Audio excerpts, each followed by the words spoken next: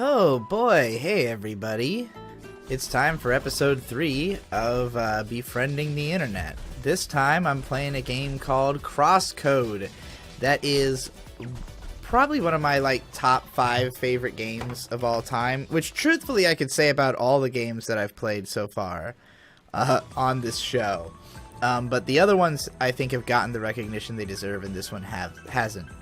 This is an action RPG that is absurdly long. I have not beat this game. I played 75% of it, and I apologize for talking about games so much at the start of this. I know this is not a gaming podcast or anything, but I do want to talk about other things that I think are interesting, especially if they're relevant to the actual game I'm playing. But I played 75% of the way through this game, getting 35 hours into it.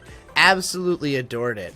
But it's kind of one of the sad tales of the way that I've run my career over the last couple of years, and how it's interfered with my ability to enjoy my life, because I fucking love this game.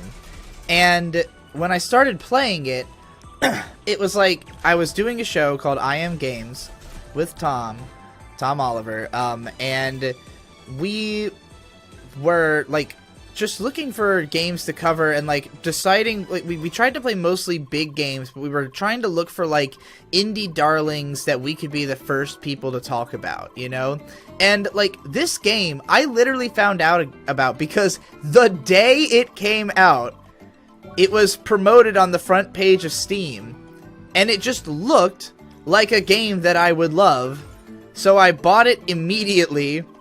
And I absolutely loved it.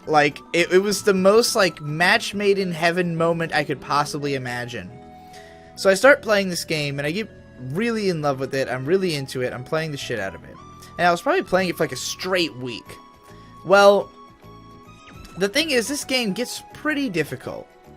And it's also got just tons and tons and tons of rich detail. If you wanted to get 100% in this game, it's gonna take a long fucking time. And I wanted to, because I was so endeared to the world. And this is a game that truly is for people that want to have the most imaginable detail packed into an experience. If you want to comb over the same locations over and over again to an extent that Metroid would balk at, this is a game for you. If you're somebody who wants to play a game that's if Ragnarok Online somehow became the greatest single-player action RPG of all time, then this is the game for you. What makes this game so unique, aside from the fact that it's just really satisfying and fun and has a great story and awesome characters and great combat mechanics that are insanely deep because your bullets can ricochet off of any surface, and therefore ballistic physics are a major part of both puzzles and combat, and it gets fucking crazy. The combat is largely based around crowd control, so you have to keep just basically it's a game for, again, people who like to keep track of as much shit and as many minute details as humanly possible, but without any of it ever being boring. And it's a very humane game. The character writing is superb. It's all about fucking friendship and the power thereof and all that good shit. So yeah, I fucking love this game. But because of the fact that I was tasking myself to eventually review this game, early on, I had kept track of lots of things in my head that I was going to say about it. Overwhelming amounts of things I wanted to say about this game, because I loved it so much that it wasn't a game I felt like I could just simply, do a review of and move on. I was I want to do a fucking in-depth analysis of this game. This game is wonderful. I have so much to say about it. And so, the combination of, one part of it was that because I was taking so long to play through the game and so much new stuff kept getting introduced as it went, I started to forget, a lot of the stuff that I had wanted to say about it in the first place, a lot of the minute details. And then, I became really indecisive about how to scope the project, and then I became indecisive about whether it was worth the amount of time and effort that it would take even to just beat this game to the extent that I wanted to, when, you know, it was already, like, taking up more of my time than it would probably be worth. Because on the one hand, there was a chance that I could make a video about this game that would somehow get a lot of attention, even though the game was practically unheard of. And there was a chance that the video would do nothing and nobody would care, you know. And I had seen somebody else had like a 16-minute pretty like standard crosscode review that, you know, was fine. Like if I were to just do a generic review of the game, it would just be like that, you know. So in my mind, that was not worth doing, especially because that person didn't get a ton of success with that video. Eventually, somebody did put out a more realized video about this game that did get a shit ton of views, and believe me, I wish it had been me, because I felt so strongly about this game. And you know, it's like it really made me feel like, man, like, I don't know, like, where the selling out happened in this equation. Like, in the first place, I was playing the game cynically for the sake of making a video, but because I fell in love with the game, I did not want to make a cynical video about it.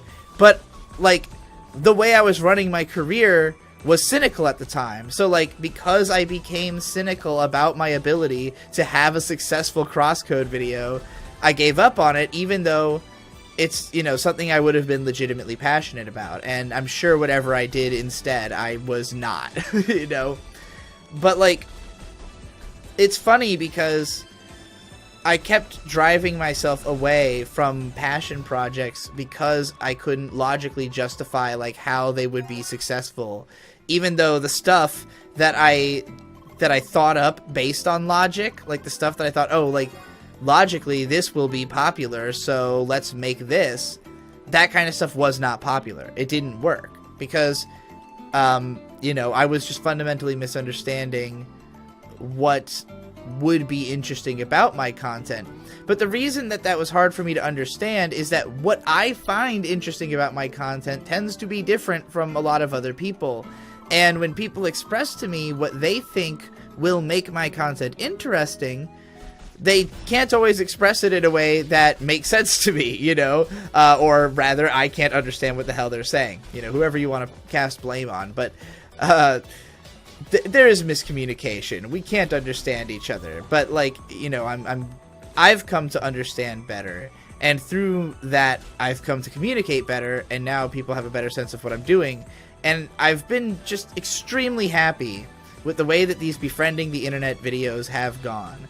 Like, I said in the first one that I generally don't like listening back to myself talk, and that, like, I don't feel that way about these. I've been enjoying listening to these back more than I even thought that I would, because I feel like I'm floundering when I'm actually recording them. But, you know, when I listen to them back, it's usually not nearly as much silence as I remember there being. But, you know, like, I guess it's that when I do something like the Artso Fartso's Whirling Dervish podcast, like, it's like I felt the need to be, like, over the top and audacious, because my mentality is, you will not accept what I'm going to say in this podcast. Like, I already know that. I already know that what I'm saying is unacceptable. So I'm going to take the approach of beating you over the head with it as hard as I can. And, you know, that way the people who will agree, you know, will have the most fun, because they have something to kind of rally behind, you know, and the people who disagree will be the most confronted, you know. But, like, and it's not that I didn't try to be understanding on that show. I mean, like, Artso Fartso is, you know, I mean, it's kind of a meme. It's not like a serious character, but, like, the attitude, I think, of the facade of my channel has always been, like, I guess I always thought it was obvious that it was a joke, and it was always confusing to me when people didn't get the joke. And I guess the confusing part is what part is the joke and what part's not, and that's what was never clear. It's like, the joke isn't my opinions, the joke is how I'm presenting my opinions, you know? it's because, like, in my mind, everything is funny all the time. It's like everything is always like funny because everything is a metaphor for something, you know? Like, when I think about things, I always think about them in terms of comparison and, like, you know, almost sort of poetically. It's like I understand things via other things. And so, like, something that is dark can be understood best through comparing it to something funny, you know? And I think this is how a lot of people think, but people who don't think that way really don't understand the people who think that way. It's like, you know, the contrast is where a definition is given. I'm basically saying some Alan Watts fucking yin-yang shit right now. So, anyway, I'm going to start answering questions before I fucking ramble too much. I just wanted to make sure that everybody appreciates how much I fucking love Crosscode. You're going to be watching me basically run around in circles and cut down plants in this game, because that is pretty much what I wanted to play it to do. So, yeah, let's go ahead and read this first question from Ranilla, who says, this new podcast series so far has been super enjoyable to listen to, and the way you're presenting your ideas has been a lot more easy to understand for me compared to previous podcasts similar to this. I'm not sure if it's because you are translating your thoughts to a more emotional/impressionistic standpoint, but I feel like I can understand and grasp your points a lot better now. Even if you go off on tangents and get distracted by the game at points, it's still cohesive, and I find myself being able to take in what you're saying. You've lived your teen/adult life so far being perceived as a man, and I want to ask how actually being trans has affected any relationship with men in your life. Okay. Before I go any further in this, I'll have to address several of these things. So, yeah, I've been really fascinated to see that there have been several people telling me that I am easier to understand in this particular series than usual. And, like, that's literally why I had to come out. And I know it's going to take a while before I can really communicate what the fuck that means, because that is clearly the biggest, like, the biggest barrier between my ability to explain and others' ability to understand. Is what does it mean that I had to see myself as a woman to be able to become comprehensible? I guess we'll pretty much dive into that over the course of this based on a lot of the other questions I have. You know, I don't want to dwell on it too long at the start because I'm sure I'll answer some of that as we move along. Oh my god, I'm in like a real serious combat scenario. Look at all these fucking monkeys. I forgot that the other games I was playing, I wasn't actually fighting. I was just, like, running around and literally not engaging anything. So anyway, the part about how has it affected... Let's see, let me read exactly how that was phrased. You've lived your teen/adult life so far being perceived as a man, and I wanted to ask how actually being trans has affected any relationships with men in your life. Have you had any fundamental disagreements because of your inner, more emotional personality, or have you always just pushed it down and projected out Digibro instead? As well as online friends, do you believe that if you weren't perceived as male, would you be able to accept inside these anti-tuber circles with mostly guys? Like you said, the cadence of girls' voices are usually found annoying by a lot of guys, so do you think your content would be able to succeed like it has if you had been assigned female at birth? And in the future, since you plan to take hormones and maybe do voice training. Okay. Complicated set of questions there. I somehow did not get killed running around in just my peripheral vision from those monkeys while I was reading that. So, yeah, sick. This game is pure new type insanity, and I will have to unlock the full breadth of my fucking impressionist powers to be able to beat this game, and also podcast at the same time. Not that I'm going to try to beat the game. I'm more gonna, like, just wander around the areas, and maybe, like, off screen I'll, like, actually play the game. I don't think I should fight those monkeys anymore. They seem kind of strong. I'm gonna go somewhere else. This guy, by the way, reminds me of Seymour the Scientist from Pokemon. I don't know if that's who he's based on, but it probably is. There's a fucking Garzy's Wing reference in this game, so if that doesn't tell you that the people have good fucking taste who made this game, then nothing else will. So, regarding my relationships with other men, they've always been strange and like... I've had difficulty communicating with guys my whole life. Obviously, I've had difficulty communicating with everybody, but I never really attempted to communicate with girls up until high school. And I never did struggle to communicate with girls when I talked to them. But I always felt this strange sense that, like, all the girls I talked to were, like, fascinated with me. And I don't know if it's just that, like, that they were seeing, you know, like, in the things I was saying, like, ways that they feel or anything like that. But I would always just, like, ask girls about, like, what they, because, you know, by the time I was 14, I had already realized that, like, I, you know, might want to be a woman. So, like, I would ask girls just, like, about what they do, like, how they live their lives, and, like, and it would be confusing because a lot of the girls I talked to weren't, like, they couldn't really explain what they do in much depth. And, like, as I said before, I did not understand the concept of, like, knowing things you can't explain when I was younger, because even though I knew lots of things I couldn't explain, like, I was tasking myself to explain them. Like, I thought that some level of explanation was necessary, but, like, people usually didn't get my explanations. So, like, you know, I just saw that as them being dumb and not as me being bad at explaining, up until I started getting criticized for my blog on the internet. You know, when, like, people who actually were trying to read my blog were like, hey, you're fucking barely comprehensible, especially because you don't spell check your posts. So, like, you know, maybe work on that. And, you know, once I did, then I became way more readable.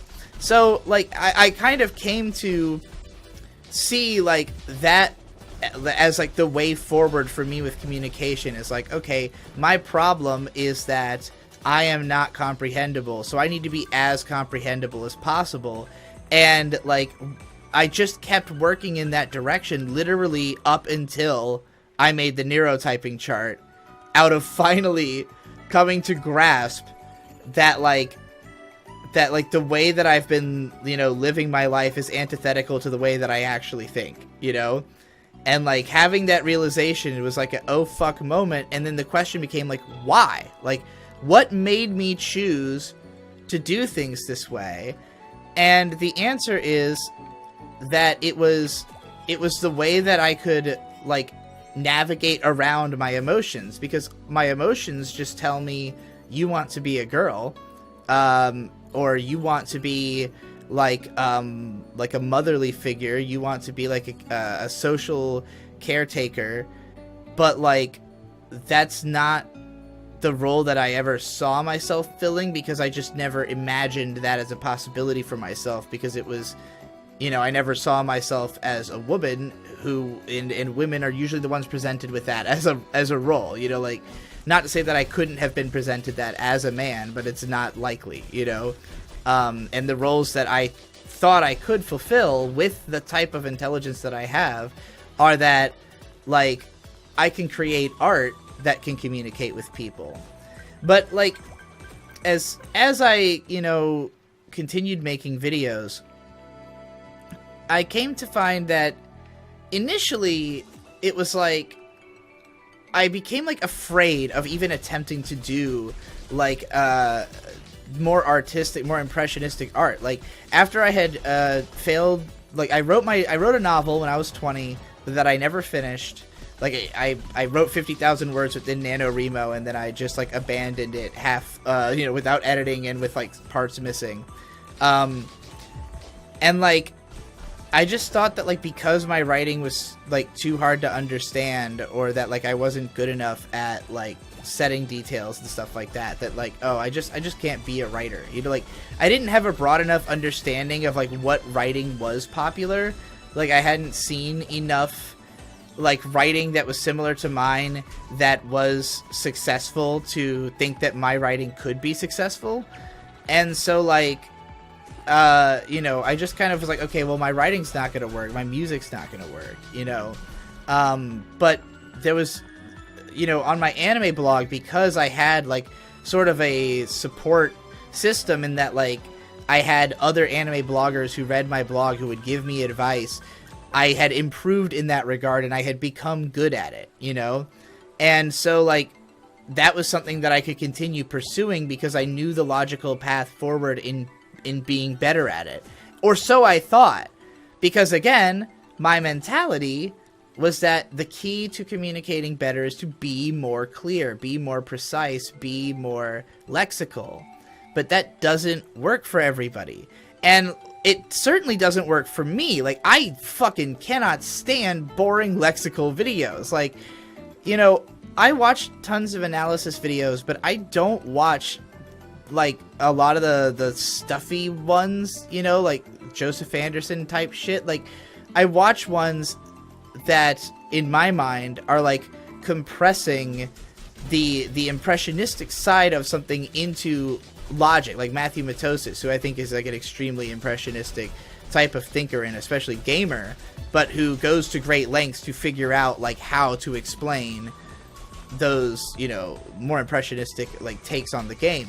So, like, whereas if you're somebody who, you know, is basically applying, like, one coat of logic to everything as opposed to attempting to understand the logic that's inherent in the thing, then you can work a lot faster, but make a lot less interesting points, you know, in my mind. But anyway, oh God, what am I trying to fucking say here? So, yeah, you know, I guess that, like, the way that I saw, like, how do you become the person that I'm trying to be, involved, like, you know, okay, well, you know, this type of person would react this way to these types of statements, even if that's not the way that, like, my first reaction would be, or the way that I would want to be, if that makes sense. Like, I'm a softie. I'm not really, like, somebody who thrives on being in an environment that's, like, funny, I guess. Like, okay. So, and maybe it's hard to know how to put this, because, like, I think that, you know, I talked about in the previous video how we all have, you know, an emotional side and a rational side. And it's not that we want to be governed by rationale, but there's a competitiveness to rationality where, like, I think in particular men have this habit of sort of nut-checking one another over making sure that they are on the same page, so to speak. It's like, if I call you a name as a man, it's not because I think you are that thing or that I give a fuck if you are that thing. It's because I'm trying to see how you are going to react to being called that thing. You know, will you rise to the challenge? And how will you do so? What approach will you take? You know? And there's different reactions I might be trying to provoke out of you. Maybe some of them are friendly and some of them are hostile. You know, like, I'm going to choose my insults based on what reaction I want to get out of you, you know? So, like, I understand all that because I spent time with guys growing up, but I never enjoyed that environment, you know? Like, I don't necessarily enjoy an environment where everybody's just, like, it's kind of, you know, roughhousing, if you will, verbally or literally. And, like, as a kid, I certainly did not like physical roughhousing. Like, I mentioned before, you know, I was very pain averse. Like, okay, when I said nut checking before, like, I mean, even in a literal sense, that's a thing guys do, is they'll just, like, punch each other for no reason, you know, to, like, assert their, I don't know, maleness, I guess. And, like, I never related to that, never understood it, always hated that about the guys around me, you know, and, like, the kinds of people that I gravitated towards hanging around were the kinds of people who could have, like, softer, more serious, more detailed conversations about the things that we're interested in, you know? And, like, it's it's kind of like not surprising that most of the friends I had growing up turned out to be LGBT. I'm kind of like the last man out of the closet, the last woman out of the closet, if you will. I'm not sure which of those makes more sense, but yeah, like it's just like the environment that I wanted to be in is one where, you know, where people don't feel the need to like act that way. And yet, like, you know, inevitably, because I did hang out with guys, like I involved myself in that. I learned how to do that.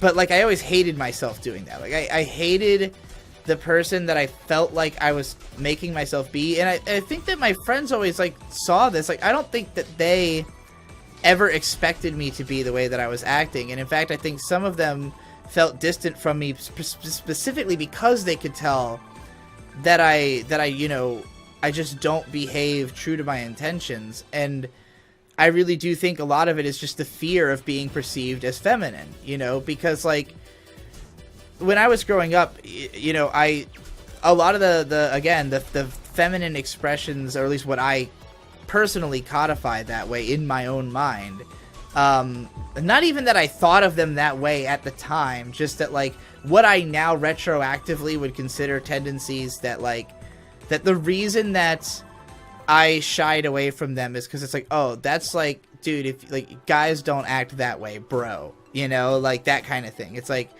oh, like breaking into song randomly during speech, you know, like I love Who Are These Podcasts, which is a comedy podcast that grills other podcasts, right?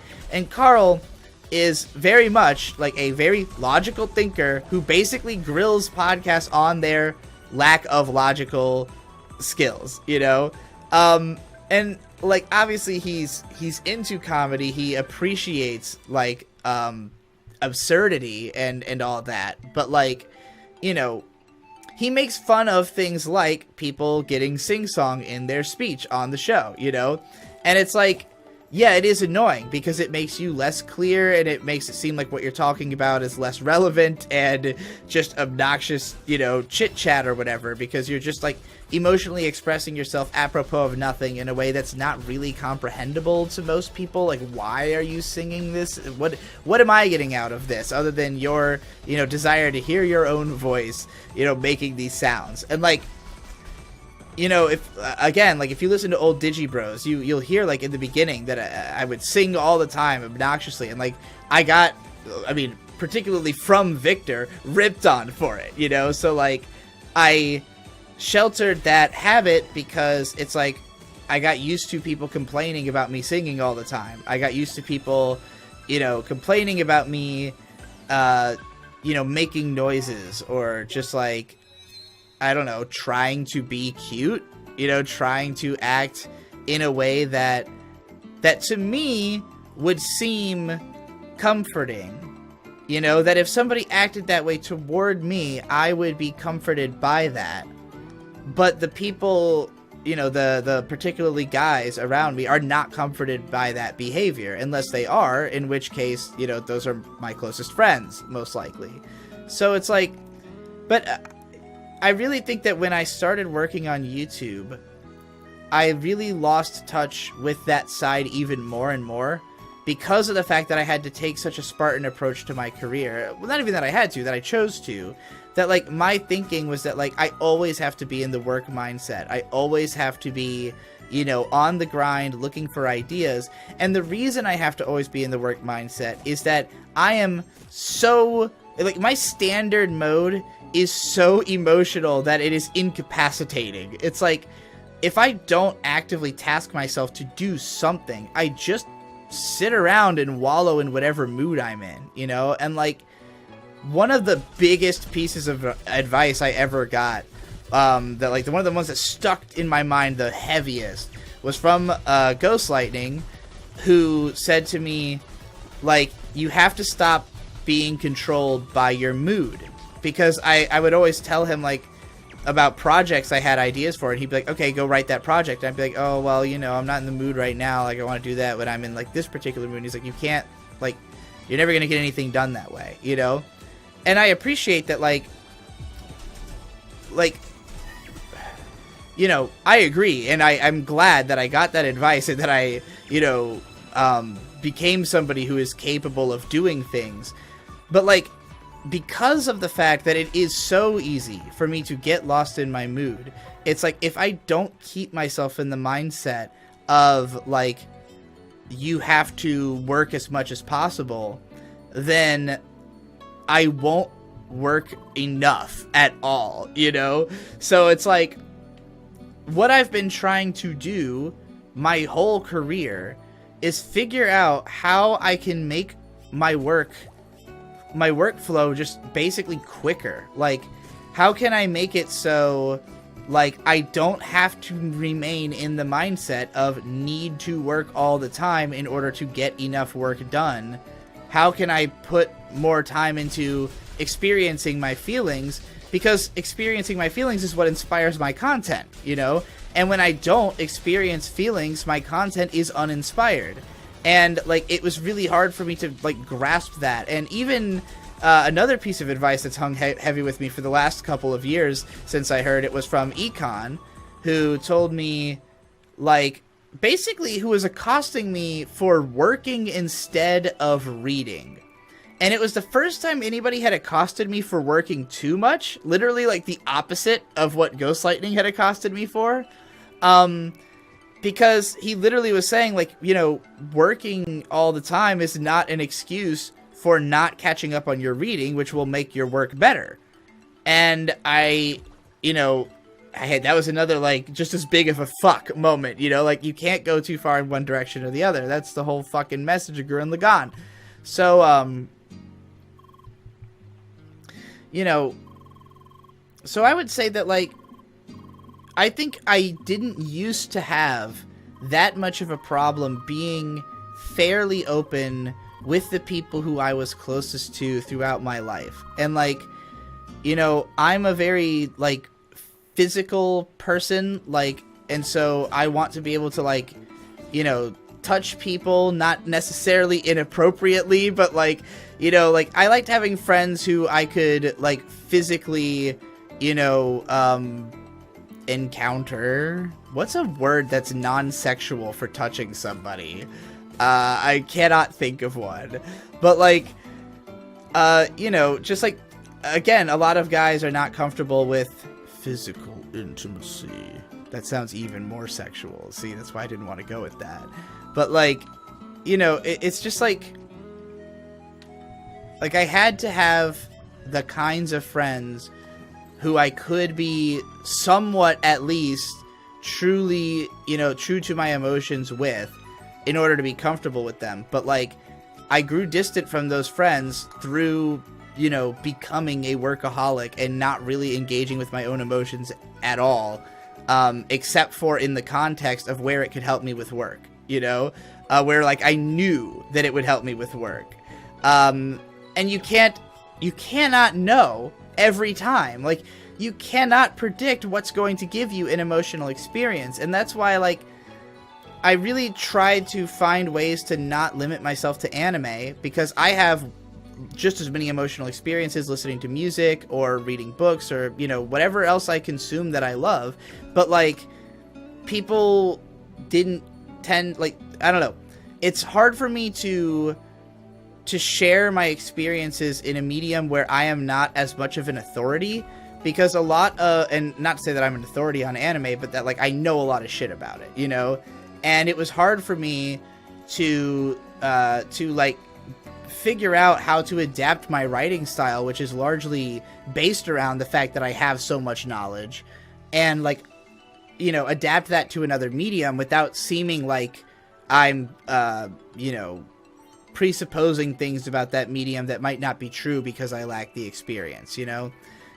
So, like, I think that, like, with the Otagonzo tapes approach, like, whereas that series is dedicated to anime, you know, that approach could be used for a lot of different things. And I've been, for years, stewing on trying to figure out what approach I want to take to trying to do album reviews, because, like, I really want to do them, but I don't really know how I want to do them, and it's not an easy thing to figure out. And that's one of those many types of projects where it's like, I've had a lot of different ideas, none of them have been fulfilling enough for me to go through with.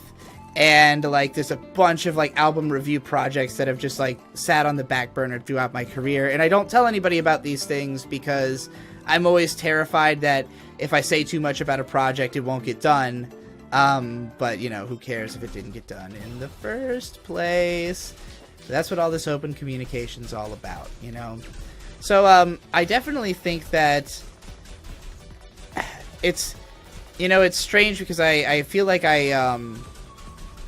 obviously the people I connect with the most are people who have gender identity issues, because that is clearly a massive amount of my audience, considering the comments on the last few videos, as well as, you know, I mean, again, as I said in my first video, back when I was a My Little Pony YouTuber, my audience was 55% female, so I clearly connected with women more strongly in the beginning, before I, you know, went down the workaholic path.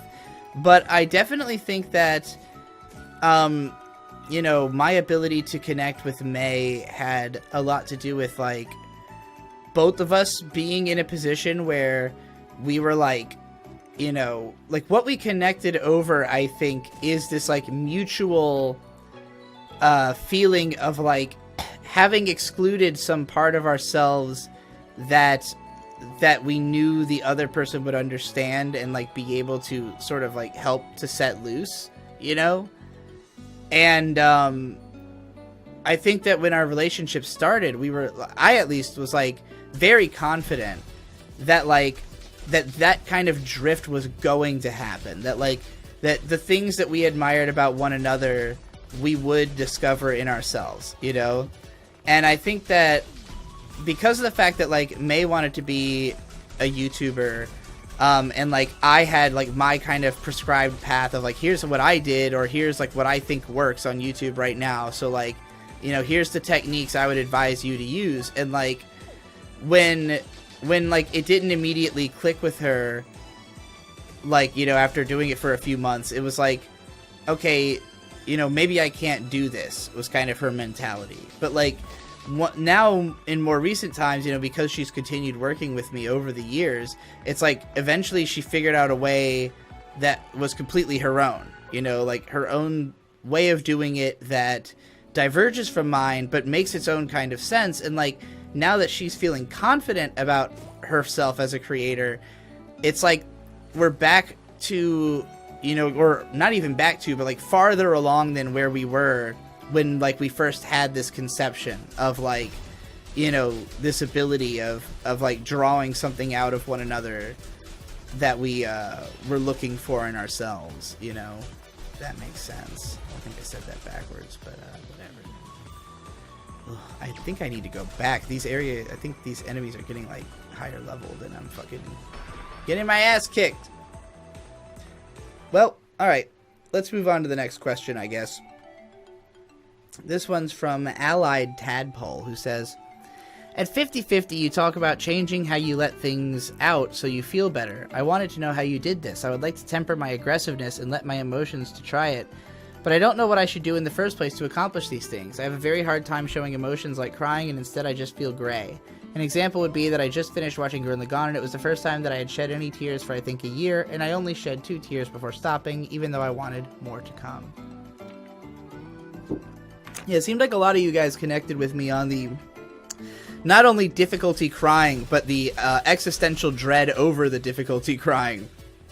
So, for me, what sort of, I mean, it was almost like flipping a switch in a way, because the second I started thinking of myself as a woman, it was kind of like things just started flowing. I think a lot of it is, okay, so I want to get into my sort of theory on the nature of trauma, because when I made the neurotyping chart, and this is, I guess we can consider this like my next leap forward in the theory of the chart, but, like, I've been afraid to, you know, I've been afraid to jump to anything because my ideas about the chart evolve almost constantly, but this is sort of where I've been since dealing with it and coming out, is that, I think we are all born, you know, pure instinct. Like, that is the category that we all are in innately.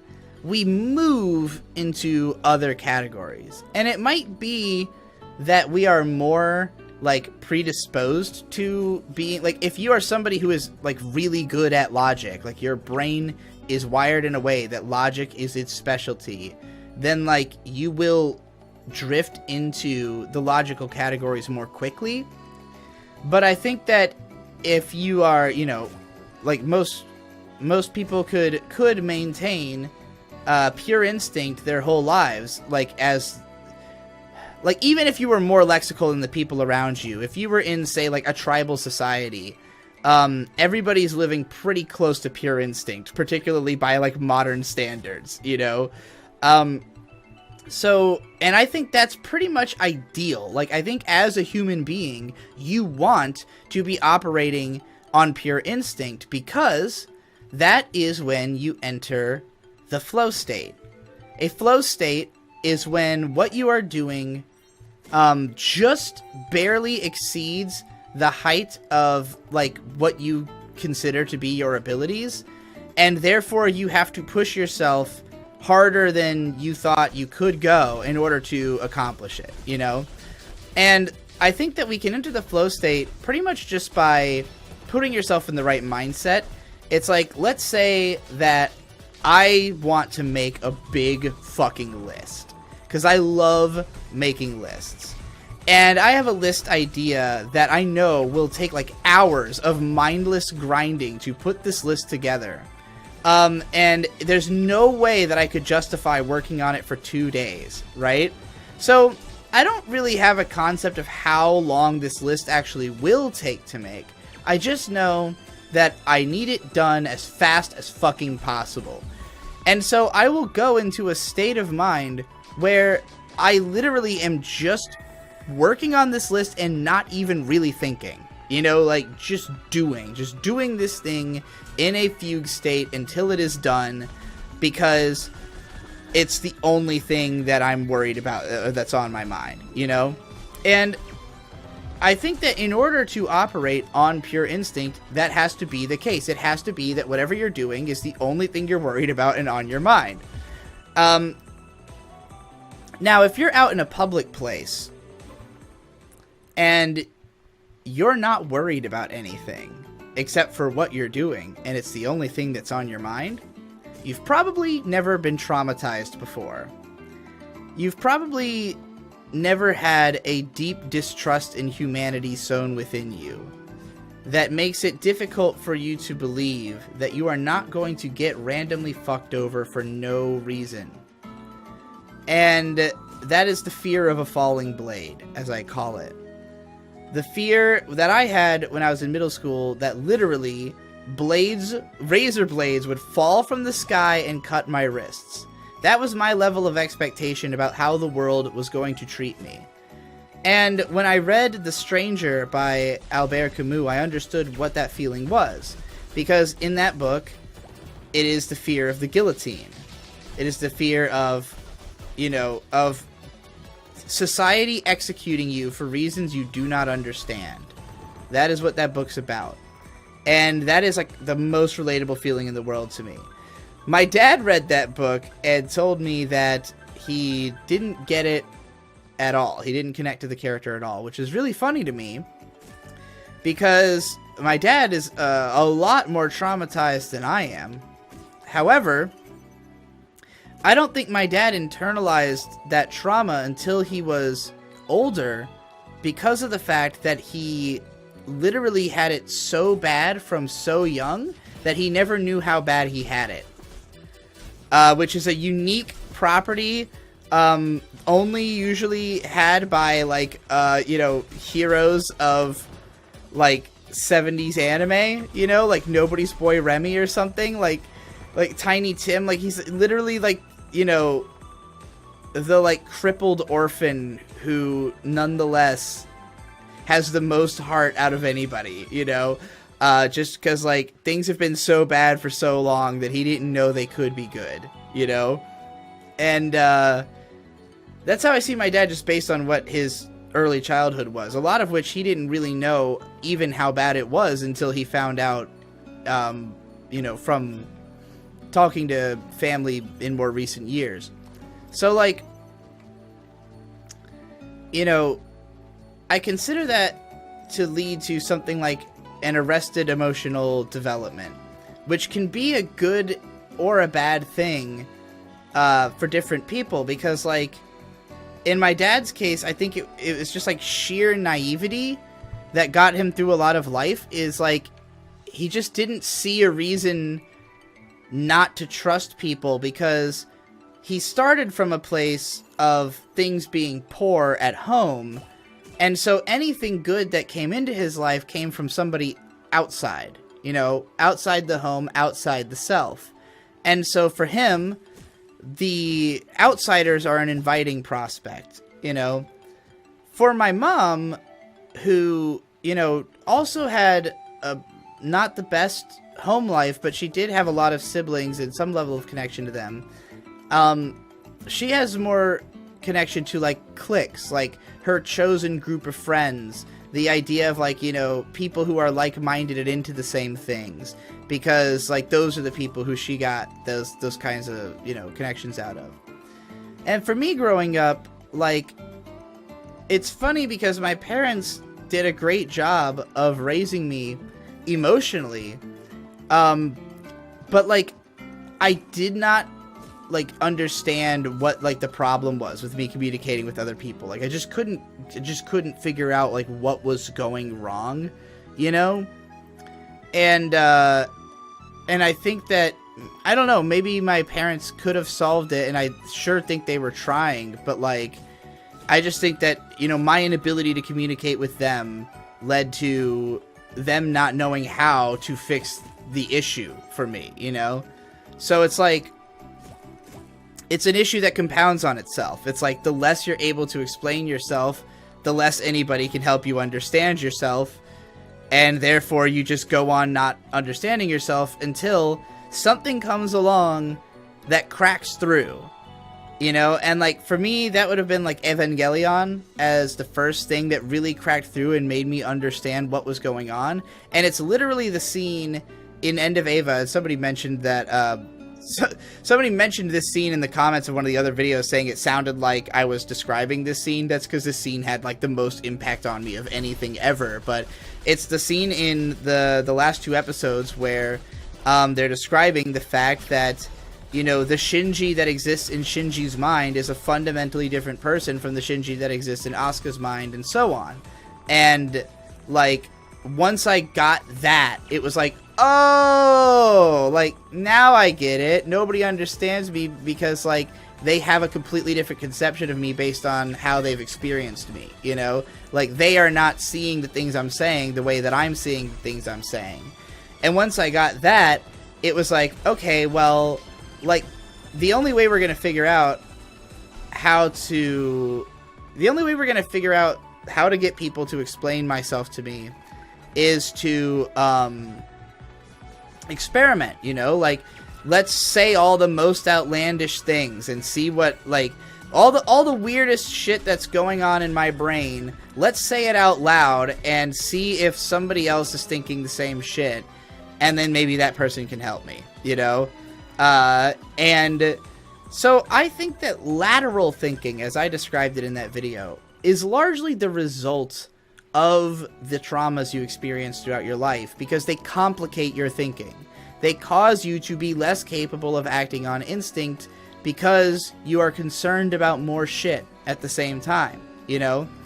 I said that earlier that this game is a new type game. In this game, you know, the story is extremely pleasant. The world is pleasant. Everything about this game is comfy as fuck. But the combat is fucking ruthless, and you will be traumatized by the countless, you know, new ways that you find to get attacked by enemies, because they're always swarming you and there's always a ton of shit to keep track of. So, like, you know, you're constantly discovering things about the combat system and therefore becoming a more lateral thinker with regards to the combat system. And so, like, I think we all can become lateral by sort of, you know, flexing the mind muscle to certain things. And in a way, trauma, yeah, it kind of helps you to, like, be able to process more shit in a way, because your mind is more splintered. There are more kind of yous in there to do the processing together, if that makes sense. Getting real schizo with my descriptions here, but like, you know, again, everything I say is a metaphor, and the quicker you understand that, the easier it is for us to communicate. Like, it's very hard for me to, like, get that across in my videos because I just kind of assumed everybody thought that way. You know, like, I just thought that's kind of how thoughts, like, worked. And then I started realizing, like, people don't, like, go over every sentence and think about each layer that sentence has the way that I do. So I need to, like, lay out each of those layers for you. So I guess that's what makes this podcast more listenable, is that I'm not trying to condense anything. And, I guess in my mind, my conception of the masculine ideal. Here, I'll talk about how I discovered, like, gender fluidity and contextualized it was that,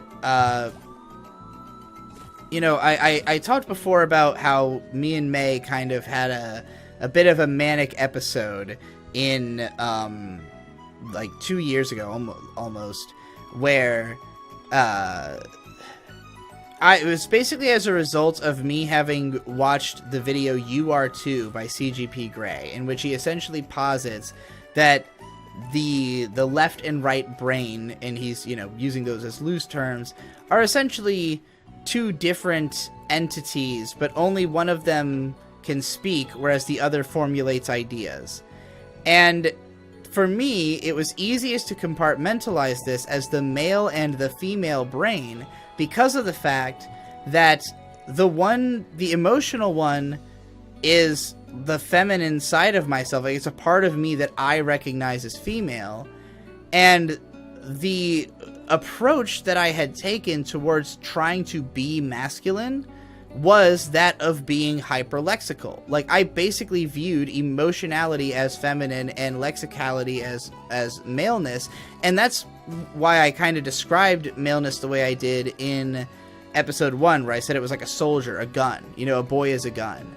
Like, because that was the only way I could be a boy, was to embrace that side of masculinity, and I think a lot of men do, because of the fact that they are running away from their emotions. But what I consider to be, like, actual male emotions is, like, you know, again, the desire to protect. And, like, I don't think that looking at yourself as literally a hyper-functional weapon is a healthy form of male expression, you know? Like, I, in fact, think that's a unhealthy form of male expression. I think that, you know, like, men need to be open to their emotions just like women do, but, like, men have a different set of emotions that they want to explore. For instance, like, again, competitiveness. Like, there's a lot of healthy ways to be competitive. And, like, yes, it's true that, like, the most ruthless killer is the most effective killer. However, in most situations, the most ruthless killer is not needed. You know, the most ruthless killer is only needed in the situations that require the most ruthless killer. So, like, if you are not the most ruthless killer, why are you behaving, you know, as a being of pure logic, you know? And, like, human computer, right? Like, if you need somebody who's going to solve the ultimate, fucking, you know, if you need somebody who is going to have memorized every single digit of pi, then, you know, you get that guy for that situation. But nobody else needs to be that guy. I realize that there is no way to memorize every single digit of pi, but you get my point.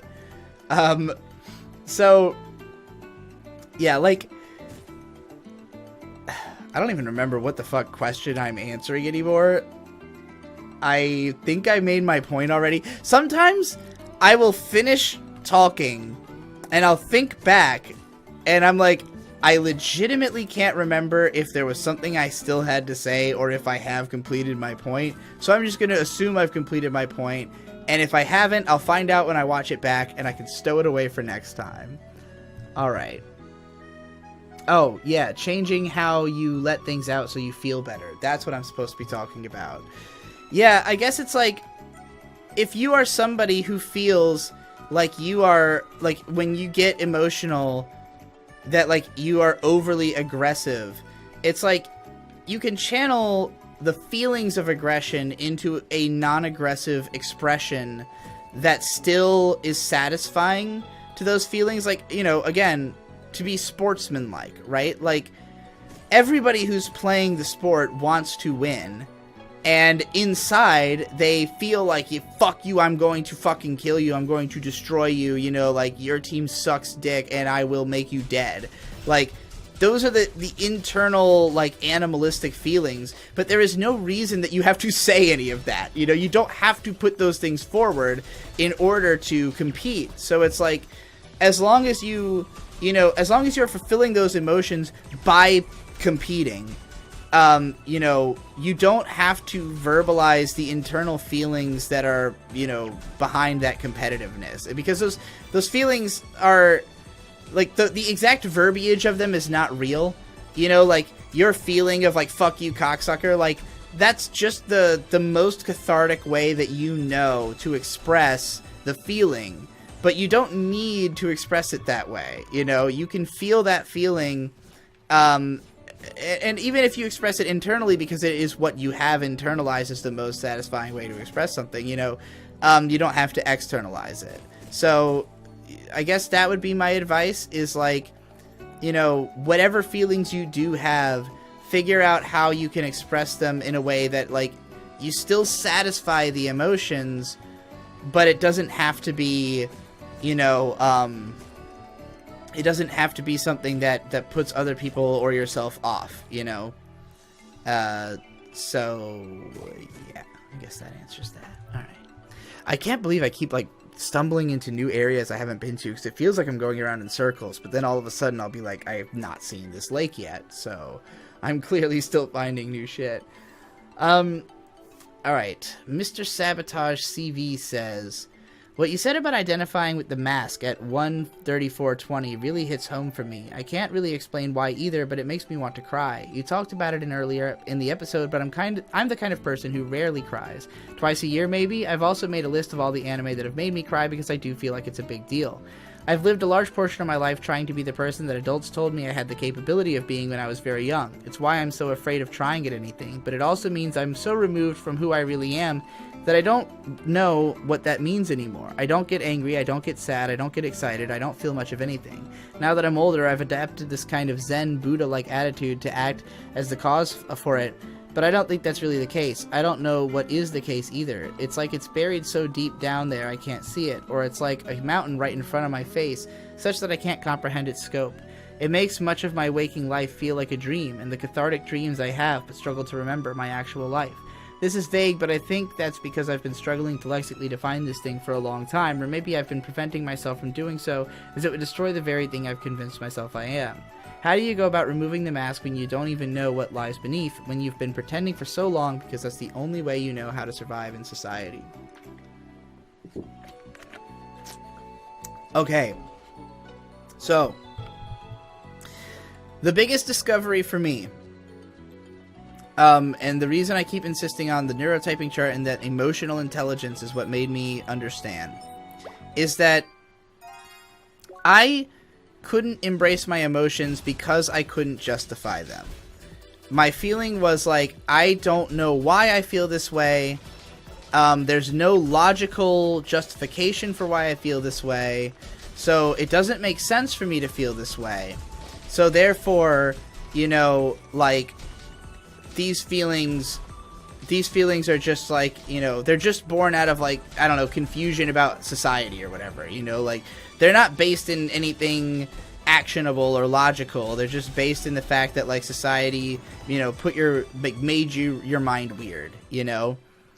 And then it's kind of like the moment I said, okay, well, even if that's the case, my mind is weird, so let's just embrace it, right? And like that, you know, embracing it in my case means coming out as a trans woman. And when I first, like, before I actually came out publicly, because I had already come out to myself and to May, like, almost a month beforehand. So I've kind of been acting as a woman for almost 2 months now.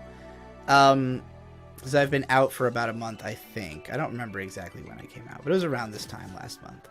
So, and that was on Twitter, incidentally, where I first came out, in case anybody was wondering. I was fielding questions on Twitter for the first few days before I did anything on the channel. And I'll talk about that probably more later, but anyway. So, while I was in the process of, like, trying to figure out how I was going to come out, I was, you know, thinking back on my past a whole lot and, like, trying to find all the threads that led to this. And, like, it's not difficult at all for me to find, like, you know, 1,000 things pointing to the fact that that it makes sense for me to be trans.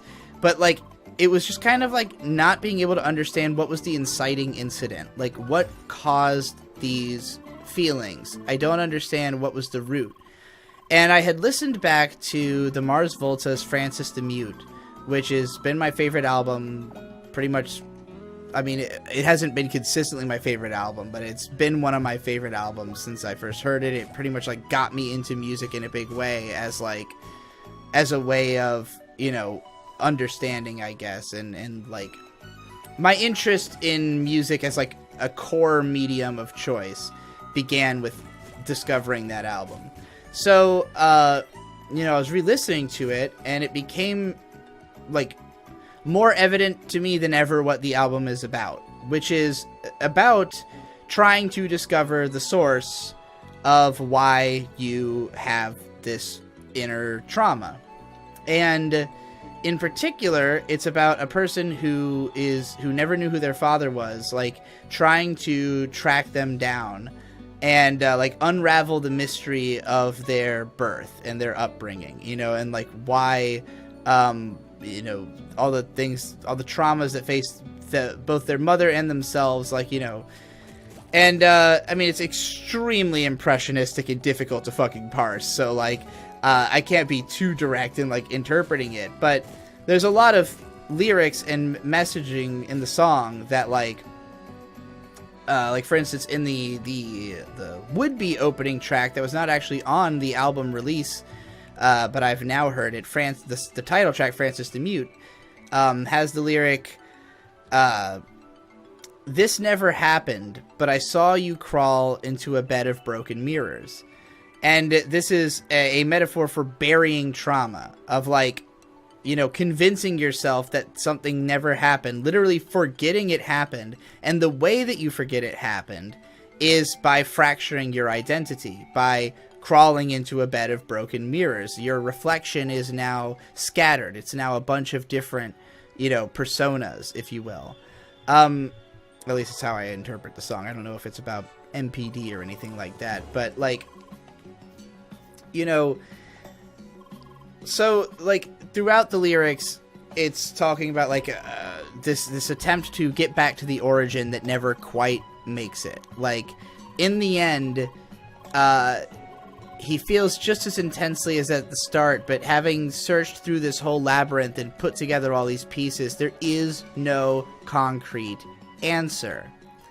And so, you know, listening to this album, I was like, is there something that I buried? Like, did maybe something traumatic happen to me that I just forgot? You know, like, could it be possible that, you know, something affected me in some way at some point? But once I started reading into things, like, okay, and I've brought this up a few times, this idea that, like, that gender identity is shaped before you're, like, 4 or whatever. And, like, I read that in several places. I haven't seen anything that contradicts it. I don't know if it's true. I have not read whatever research, like, you know, implicated this myself. So, you know, I guess I'm saying don't quote me on it. But it made the most sense to me as a explanation because of the fact that when I was a kid, when I was born, my dad was serving in the Navy for the first 2 years. He was always gone, and my mom had been moved out to California, like, you know, before I was born. My parents moved constantly. Apparently, by the time I was 3, my parents had moved 7 times. And, you know, in the rest of my life, I continually moved as well. So, like, I don't think that I ever had, like, any kind of community around me, any kind of people that I really interacted with besides my mom. And so, like, in a lot of ways, like, my whole personality is just based on my mom, at least initially. Like, I think that the core of how I experience myself emotionally is, like, you know, when I'm acting as true to myself as possible, I act very similarly to my mom, you know? And so it's like, I think that was my initial self-image, and the further I got from that, the more painful it became, but it also helped me to develop, you know, my own distinguishing characteristics and to kind of, you know, I think in many ways I'm lucky that I did not just simply literally do everything the same way my mom did, you know, because, like, her life was no bed of roses, and sure, mine wasn't either, but, like, I'm in a position that I'm comfortable with, I guess is what I'm trying to say. And, like, I feel like I have a lot of opportunity for myself going forward to potentially, I don't know, I'm not trying to say, like, I think I'm going to live happier than my mom, but it's just like I've been able to learn from the things that happened to her, and I can make my own mistakes that are unrelated, you know, and not have to make any of hers, you know, however major or minor. But, alright, now I have to fight this fuckboy. Oh my god. He's immediately kicking my ass.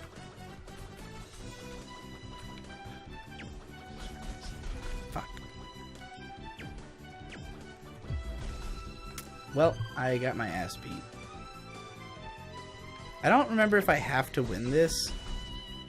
Like, I think that with this guy, like, you generally have to be, like, fucking, like, ready to, like, move on to the next area to be able to beat him, and I am nowhere close to that. I'm like dog shite level of fucking prepared, because I've just been running around in circles and rambling, so. Probably shouldn't have bothered fighting this guy. Probably should have just gone backwards and continued on my merry way, running around the apple orchards, fighting fucking hedgehogs and fucking mastodons and boars and shit. But instead, I decided to fight this fuckboy. And now he is beating my ass round after round after round. Round and round. Round it goes. Where will it stop? Right in my grave. That's about where. Okay. Is it over? Did I lose yet? Can I lose? Yes, I want to skip this cutscene. Okay. Jesus. Okay. I think I answered that question, right? I don't think there's anything else I could say. Okay. Tama says, I'm happy for you, digi-nee. You're doing everything you want. You have success in your career. You create things a lot of people enjoy, and you even have a significant other that enhances both of your lives. I envy you. I have not had the same drive in my life. I'm avoidant and intolerant. I watch/listen to your content both because I enjoy it and because it inspires me, yet I'm still too scared to put myself out there. I try to be optimistic about things, as you say, but when nothing ever works out, you start to feel the helplessness creep in. It's like a plant that grows on your heart, feeding on these dark feelings while choking you at the same time. I'm not really sure what to do. It's hard when there's no one there to encourage you but yourself. How do you get over that fear of failure? How do you work up the courage to put yourself out there? Well, I kind of touched on this a little bit in the last episode that, you know, when I was 16, I had this realization that if I couldn't live the life that I wanted to, then there was just no point living. Like, it was basically like, I don't think I could last if I didn't try to live true to myself. You know, like, if I had attempted to just, like, become a normie, basically, then I would have ended up killing myself eventually. It's just like I couldn't be satisfied living that type of life. And it's not that I couldn't have a normal job. That's not what I mean. What I mean is the suppression. You know, the suppression of doing something that I really want to do and instead doing something because I think it's what I have to do, or I think it's the only thing I can do, you know? It's like, if it seems like I can't do the thing I want to do, then I just need to become somebody who can, because I cannot accept living as somebody who can't, you know? And, like, the things I wanted to do the most were all artistic things. So in my mind, it was like, you either succeed as an artist, or there's no future, you know? Like, there's no purpose to the future. So that's really what it comes down to. And I don't know if it's wise to live your life in that radical of a way. Like, that made sense to me back then because I was, you know, horrifically depressed and suicidal, and I literally thought that, like, you know, life, like, I couldn't see any value in life other than doing what I want to do, you know? I see other values in life now. I mean, granted, I guess you could just say that what I want to do has expanded, you know? And it's like, some of the things I want to do now maybe wouldn't be considered so abnormal, you know? But, like, that doesn't mean that, actually, I don't know what that doesn't mean. I don't know why I started that sentence. So, yeah, I guess I've made my point, actually. Moving on.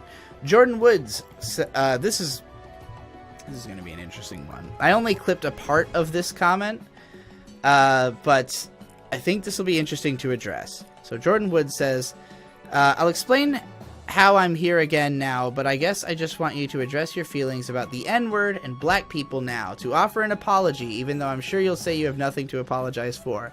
I just need to know I and people like me have a place in your community. Anyways, I started treating when this quarantine started because I decided to just go on an anime binge and watch a shit ton of shows, and that naturally led me back to you. I've rewatched all my favorites of your videos, but I haven't been watching much of the new stuff. I like the Otagonzo tapes, I guess. In terms of, like, your content, I don't really care about consistency. I just want another big-ass 30-hour-long video in which you just deep into some old show or favorite or something. But please, especially with you coming out and knowing, I guess, your negative history with black people, I don't know, but please just talk about that, about black people, and if you feel you have some inherent racism, and are you committed to working on it? Okay.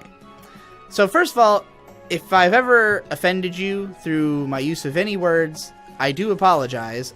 It's never been my intention to offend anybody, so, you know, that would be acting against my intentions if that's what I did.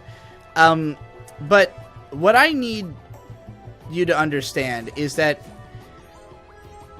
it's because, first of all, I don't have any negative experiences with black people. That's the first thing I'll say. I actually, if anything, I'm, like, I don't know if this is, like, racist. I don't know if this is racist towards black or white people, but I'm more comfortable around black people than white people. And I think it's because of the fact that I know that black people are more likely to have shared my experience and, like, view of the world, that, like, it's not a trustworthy place, and that, like, I should be afraid all the time for my life because society wants me dead. And, like, I do consider myself lucky and privileged that I can disguise myself as a white man and fit into society. But, you know, it's still a mask I have to wear. And obviously not everybody can even wear that mask. So, you know, I certainly would consider myself more privileged than the average black person probably in America. But, you know, not necessarily all of them. And that kind of brings me to the point about the use of this word. Because for me, as somebody who grew up around a lot of black people and listening to a lot of black music, my conception of the word is not negative at all. You know, it's, if anything, celebratory and fun, and, you know, I use it in the same contexts that a black person would use it, you know, at least the ones that I hung out with and grew up with. So to me, it's not that I don't see how the word can offend some people. It's that to be told that I can't say it because I'm white makes me feel like I am being robbed of my heritage. Because I grew up with this fucking word. I grew up around black people using this fucking word and me using it with them. You know, like, I had friends who, I don't know if they were, I don't know if I'm going to say, oh, they're super down with me saying I'm not going to speak for anybody, you know? Me and my black friends said the N-word hella a lot, you know, is all I'm trying to say. So, like, and that doesn't make it okay or make it something that, like, oh, nobody's allowed to be offended because my black friends weren't offended. But what I am saying is that it's part of my fucking life. It's part of my upbringing. You know, I have a relationship with the word that is positive and that allows me to express a set of emotions that are difficult to express with other words because, I mean, there's a reason that the word is used so fucking much. You know, it has very versatile use and a lot of emotional meanings based on context. So, I guess, you know, just know that none of the contexts that I've been using the word in were intended to be, you know, were intended to be something that would hurt black people. Now, that's not to say that I never used it in any racist contexts, because I do think that racist humor is funny, because I think edgy shit is funny, because I think that things that, you know, I guess, again, it's like that sort of that nut-checking element. And, you know, even though I am not necessarily, you know, into being in an aggressive environment, I do think that when you're in an environment where the idea is that, like, this is a like, safe comedic environment for people to just, like, you know, to explore ideas that can't be logically justified but are, like, emotionally satisfying, I guess. And, like when you watch, let's say, Dave Chappelle talk about something, anything really, because I'll listen to him talk about whatever, but, like, when you listen to him share his experiences, like, he's not trying to be politically correct, because the context of the discussion he's having, that is not an important consideration. Like, the context of this is that we explore society as it exists, and the weird incongruencies and inconsistencies and the bizarre linguistic gaps and, you know, all the things that are funny. And we shouldn't have to make excuses for why these things are funny. You know, like, sure, it might be that, like, the fact that we think something is funny is something that we should think about, but that doesn't mean that it is invalid to find it funny. You know, you can find something funny and then think about it. You know what I mean? So it's like, to me, any kind of experience is like kind of a challenge to me. It's like this experience is asking you to, you know, to think about the world this way, and asking if you can appreciate why this person would come to the conclusions that they do, you know? And it's not that it's asking you to agree with their conclusions, it's asking you to understand why they came to those conclusions, you know? So, like, when I look at, you know, any kind of language policing, I see it as like, okay, if we're not in the context of, like, making laws or, like, you know, trying to decide humanity's future, why are we concerned with being correct about everything we say and, like, not hurting anybody's feelings or stepping on anyone's toes when we are not in a context where we're talking to everyone, you know? And I think that consumerist society has put it into people's heads that they need to consume everything. That, like, you need to consume every game that anybody thinks is good if you want to be a gamer. And it's like, you don't. You fucking don't. It's just, you know, like, they're not all made for you. That would make no sense. That would not make any sense. Like, not everything is made for everyone. Not every statement is for everyone to hear, you know? And, like, again, I don't think I've ever, like, you know, made a video where I, like, went on a fucking racist tirade using the N-word a whole bunch or something like that. I think I've pretty much only used it in context where, like, I felt that it was comfortably like, that I comfortably felt that I wouldn't be considered racist for using it the way I was using it, except for by people who I was considering to be unreasonable enough that their opinion didn't matter to me. That's really what this comes down to in the end, and the reason that I'm not using the word right now is that this particular video series is a safe space. I want it to be that. I don't want anybody to walk out of this space having heard something they did not want to hear today, you know, and I mean, that's unavoidably, that's going to be the case for somebody. You know, you can never avoid offending everyone, but there are some real easy steps you can take to not avoiding most people, or not offending most people. And it's funny too, because there was a time that my dad, like, texted me about how I should stop using the N-word, and I wrote him back this long diatribe about why, like, he should stop oppressing me or whatever the fuck. But, like, yeah, like, I don't know, I'm over it, I guess. I already know I'm right, you know. I don't have to prove that. I already made, in fact, I'll let this guy do it by reading another comment, and I'm not gonna read this person's name because I don't know if they want to be my linchpin in this particular argument, but I do think this was an interesting comment. They said, "Your video, Language Politics is Marketing Not Morals, was a very cathartic watch for me because I experienced much of the same frustration as you laid out in the video. I can't help but feel resentment for people who get catered to simply because their sentiments of what does and does not upset them are far more common than mine, especially when those same people are, at least in my mind, partially responsible for further inhibiting my opportunities to connect with people who I feel comfortable being completely authentic with. Simply put, you have helped me cope with feeling like an outsider who can't be themselves without being misunderstood, bullied, or despised. I wish people that held your kind of attitude were more common."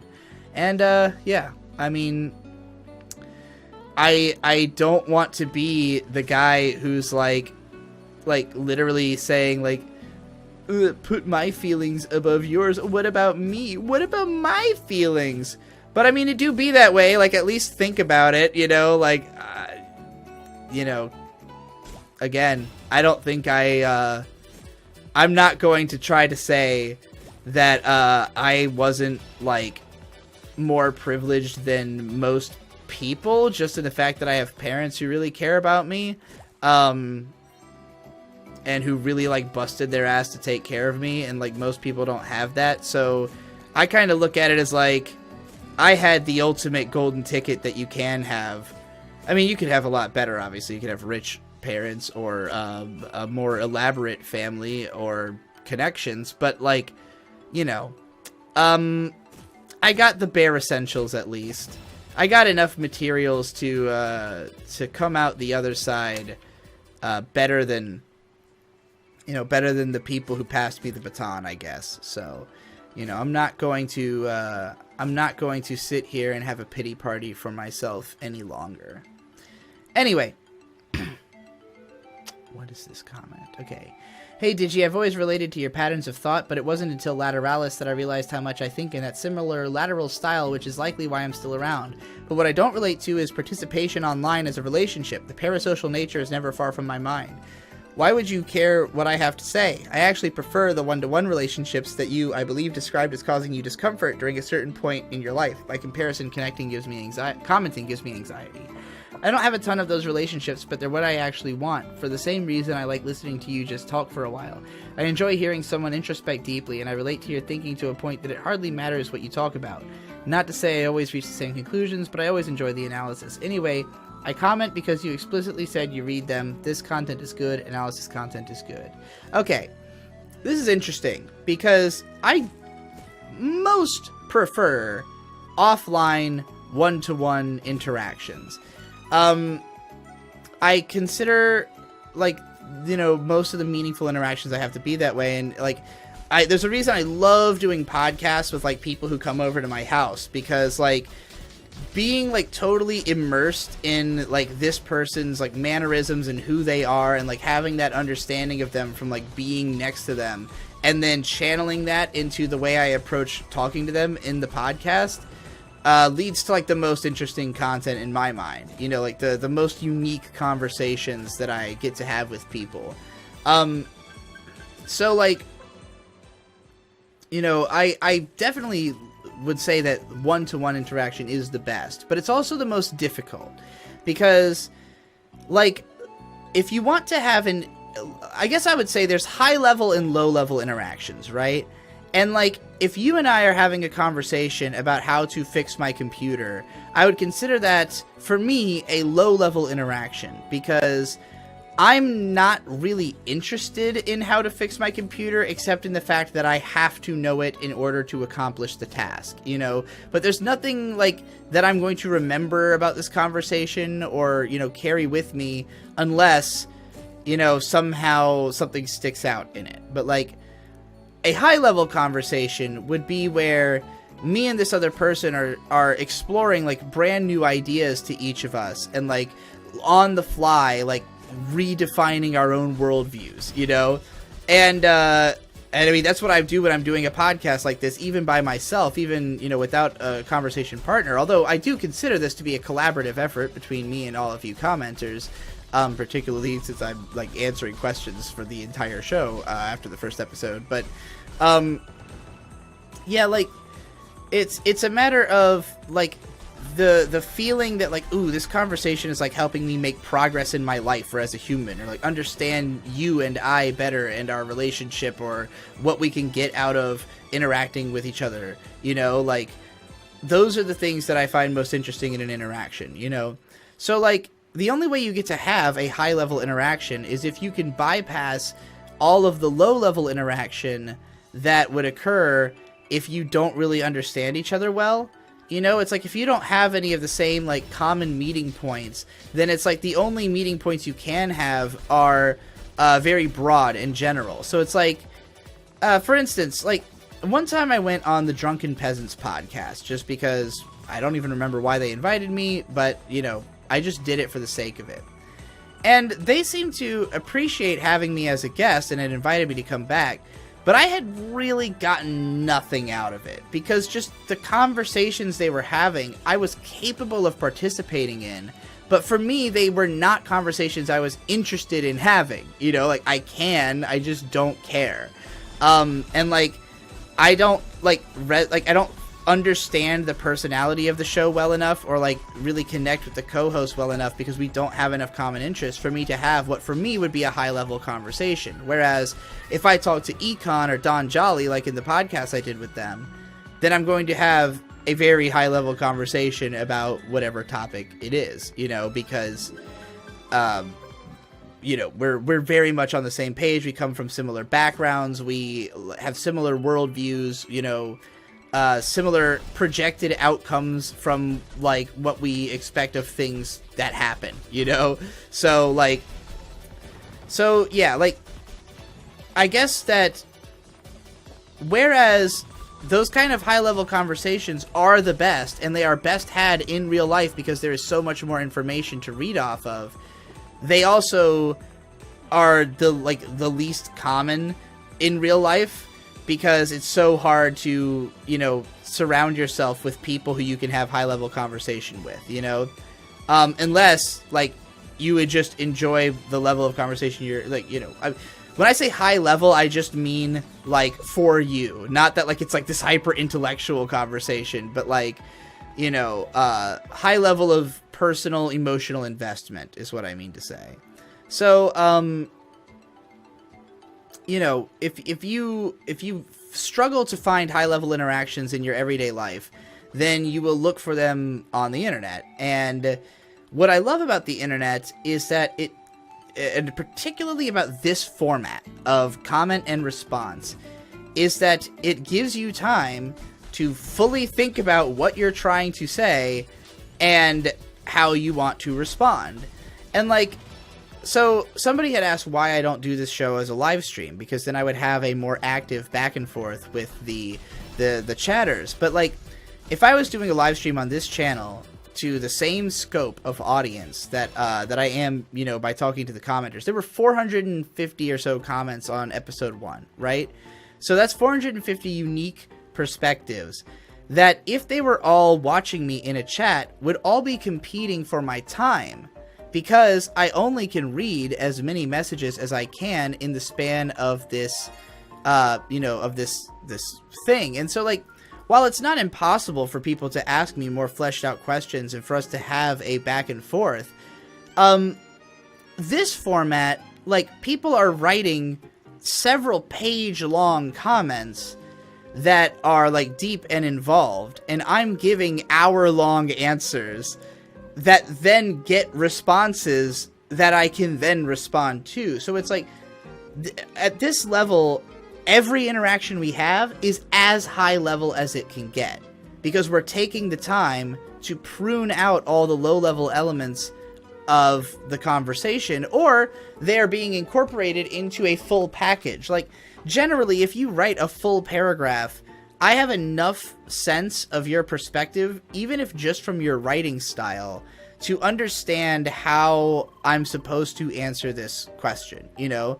And so it's like, for me, responding to my comments is difficult when they are not giving me enough context, because, again, like, if I talked to you in person, I would get your facial cues, I would get, like, the sense of who you are by how you look. There's all kinds of things that I would know about you that I don't know, you know, in text form. But, you know, through writing enough of it that I get a sense of what you're trying to ask me at the very least, then I can answer the question more effectively, you know? So it's like, I want to do this series in a way that encourages people to write, like, thought out, lengthier responses, because even if you and I met in person and we weren't capable of having a higher level conversation because of the fact that, like, we don't have enough common ground, through this format, you can specifically select, you know, like, detailed things that you want to interact with me about, and I can respond. So, like, we'll get to in a bit a question about, like, parasocial or I guess you were the one who asked about that, right? The parasocial element that you said, like, you can't help but feel that in the online interactions.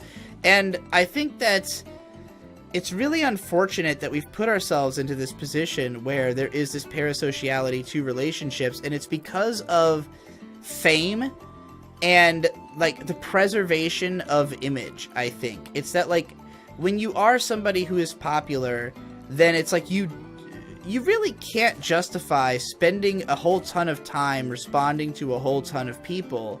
And so you kind of hold people at arm's length, because it's like, okay, there's only so much interaction we can really do, you know?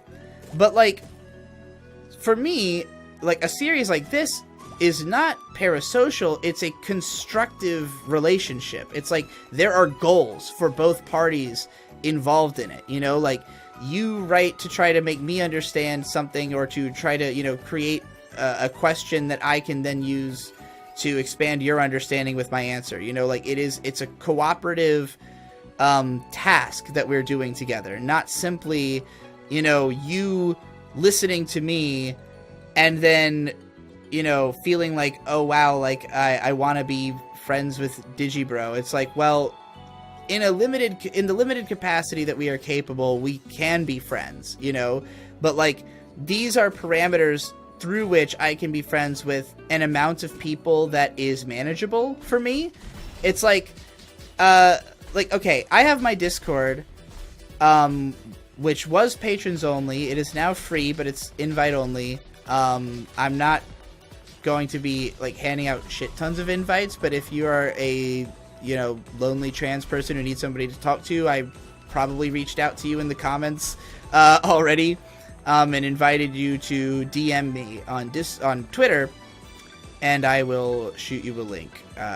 You know, if you want a link to the Discord, more explanation of why you want to be in is always better, because the reason it's invite only is, you know, I want to keep the assholes out. So,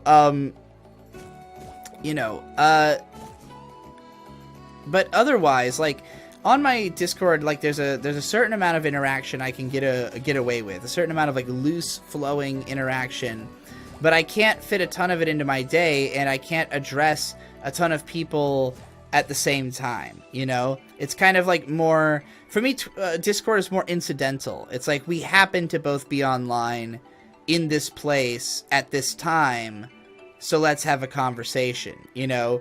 But, like, there's, you know, the only people who I'm gonna, like, go out of my way to like actively reach out and be like, hey, let's like talk, is like people who are, you know, friends who I feel like, okay, I need this person's perspective right now because it will help me, you know, in like whatever thought process I'm on or something like that.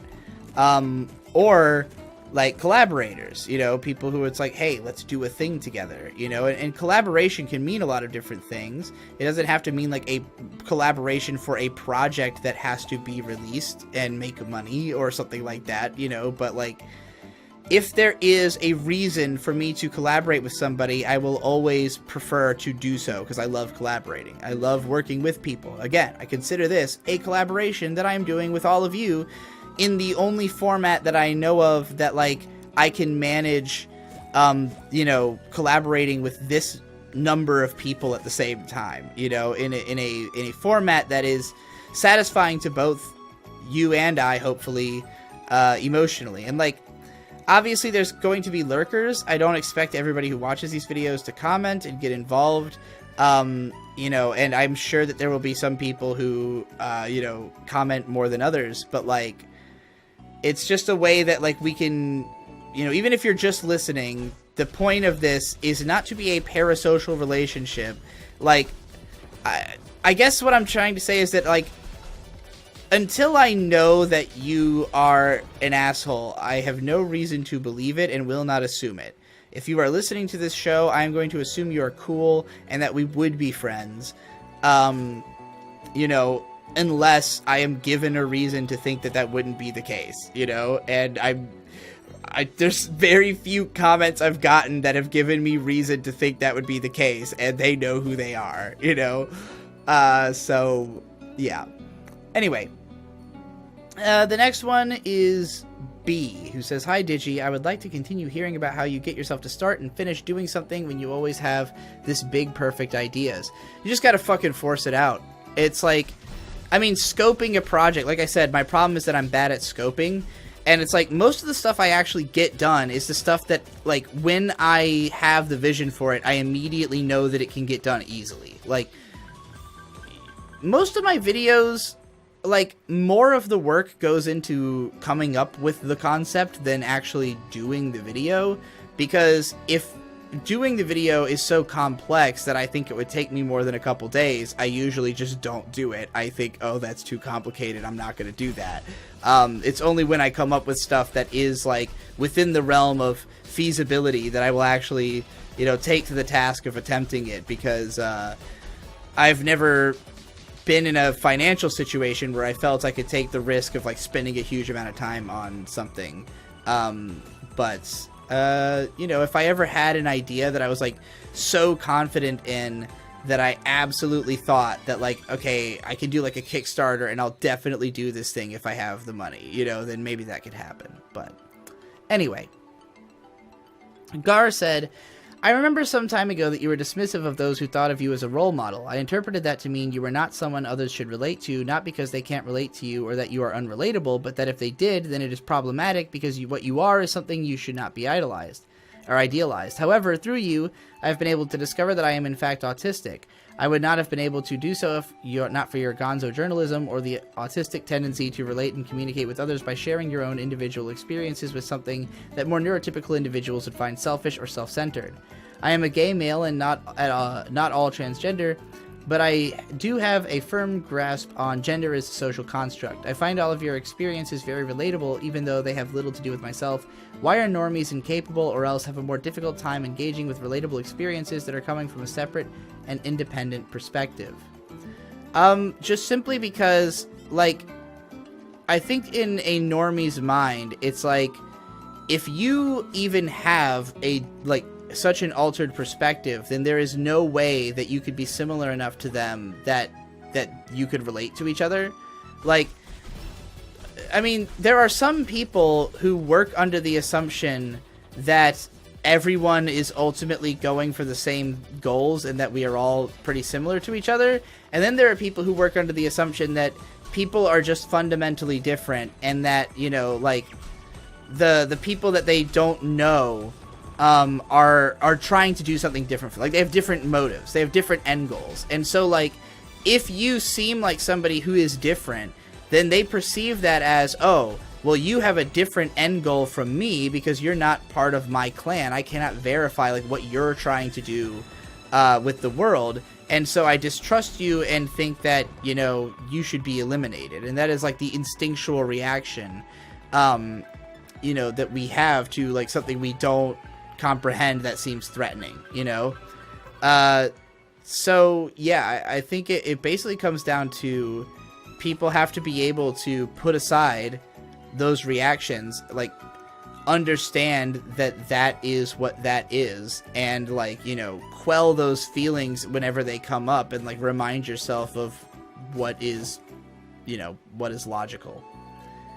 Anyway, El Torco says, this image of masculinity is both alien and disgusting to me, and I'm cis as fuck. Truly, gender is the weirdest shit. Yeah, this is, I copied this because of what I was saying earlier about how my conception of maleness had been like, the male is the gun, right? And I was, forgot to build towards this. That when I was in that manic state, I had concluded that, like, to me, the male ideal is one strike, one kill. It is to be like Golgo 13, basically. Like, every move you make is the right move, and like, you only move when you know what the right move is. You know what I mean? Like, when you think of a classic samurai showdown, it's like, or even like a Western showdown. Like, and these are very, you know, romantic male ideas, I guess, of like, you know, there's only one shot, and you have to be the person who takes the best shot, you know? And it has to be because you have the best instincts, because there's no time for you to think. You have to be able to make the right decision immediately. Well, how do you put yourself into a position where you make the right decision immediately? You practice. You practice until you're always making the right decision as quickly as possible, right? So this is how any kind of trade would function. Like, you know, if you want to be a fucking blacksmith, like, you just keep making things until you're really good at making things, and then you make them faster and better every single time, you know? I mean, this is just the path to self-growth in general. But, you know, to me, that is the path of the grind, the path of the of silencing the emotional in order to pump the muscle of the logic, you know? But when you succeed, like when you make progress, that is when you feel the emotional gratification, you know? That is the big come, if you will. So, like, I think that both men and women are looking for that sort of gratification that comes from, like, you know, realizing your goals. So, like, again, like I said before, like, when I was describing this idea of masculine and feminine, I was also insisting that these things exist inside of everybody, you know? Like, it's not literally, like, all men are tasked to be, like, you know, soldiers, and women are tasked to be, you know, fucking emotional, or whatever the fuck I described it as. It's just, like, you know, like, for me, if I wanted to be, like, if I wanted to be proud of myself as a man, I saw that as, like, okay, everything I do has to be, like, one strike, one kill, right? Which basically means boiling everything down to its essence, and, like, trying to I guess aphorisms is what I'm trying to say. Like, if you can say something perfectly in just one phrase, then that is the best communication. That's the way I looked at it. Is like, the more you can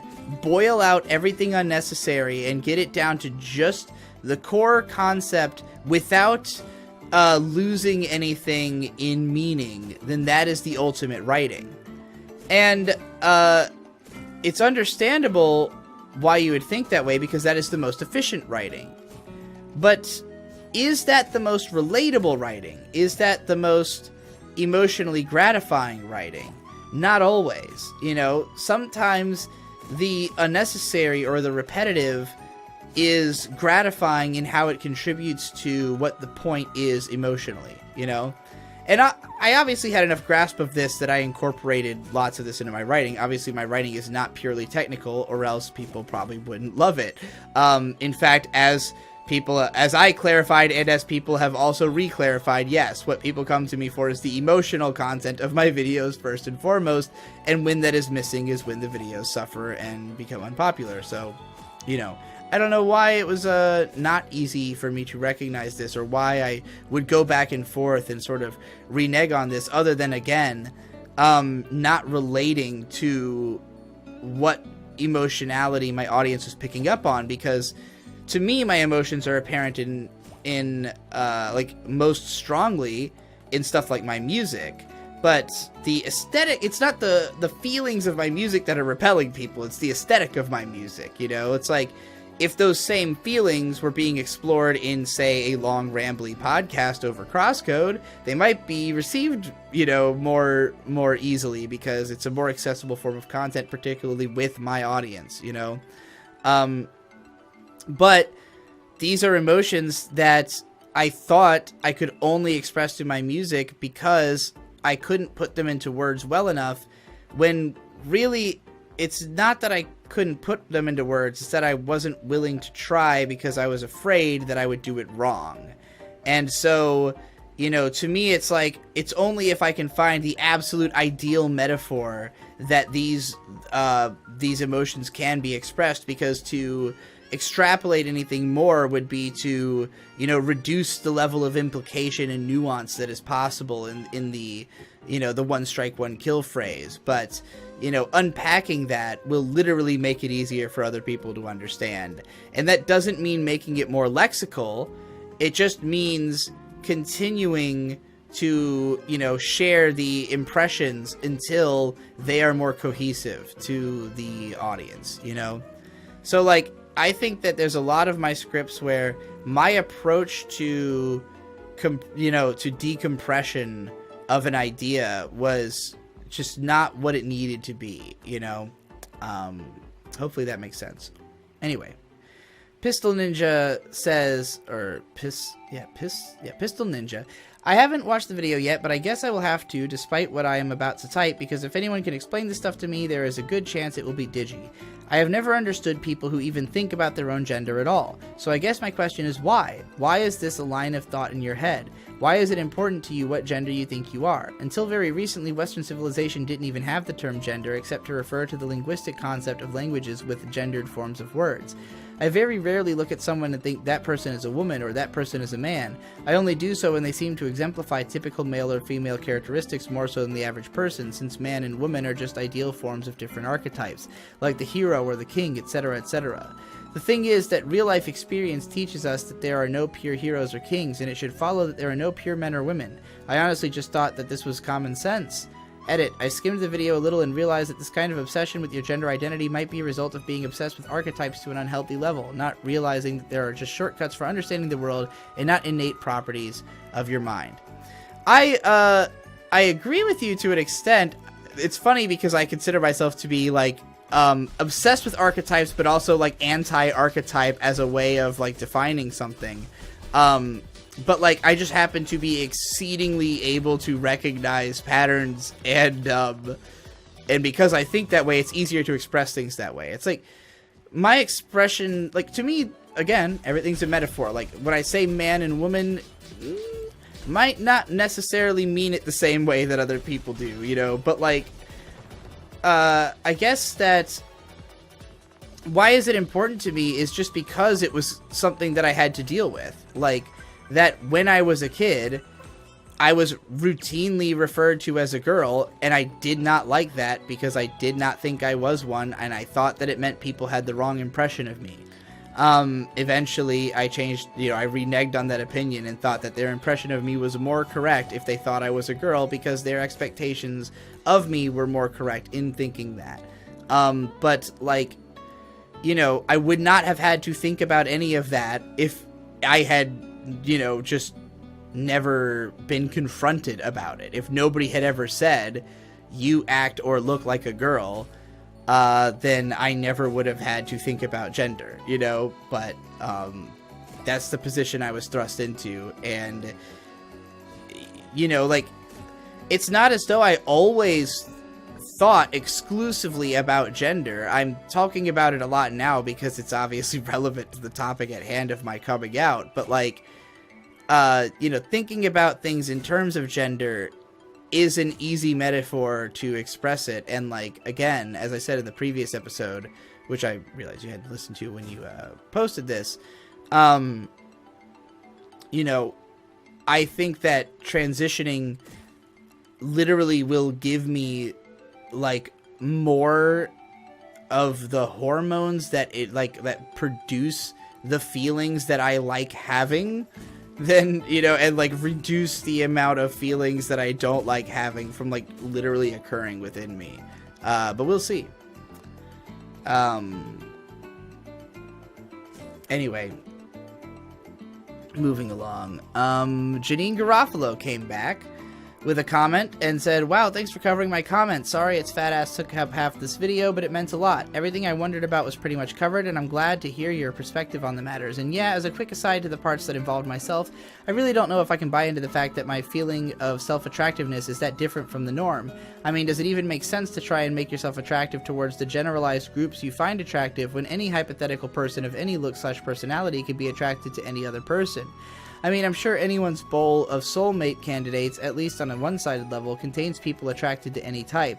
Thus, where else could the thought of attractiveness turn to except inward?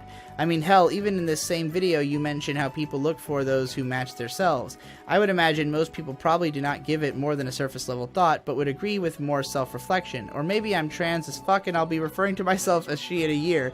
If you made it to Befriending the Internet, episode 365, I'll be sure to post an update.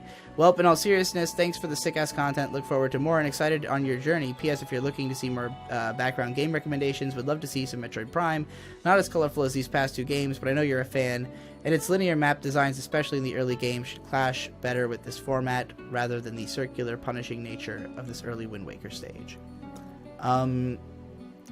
Indeed, Metroid Prime might be a good candidate, and I am a huge fan of it. So actually, and I've played through it multiple times, so I would actually know what the fuck I'm doing.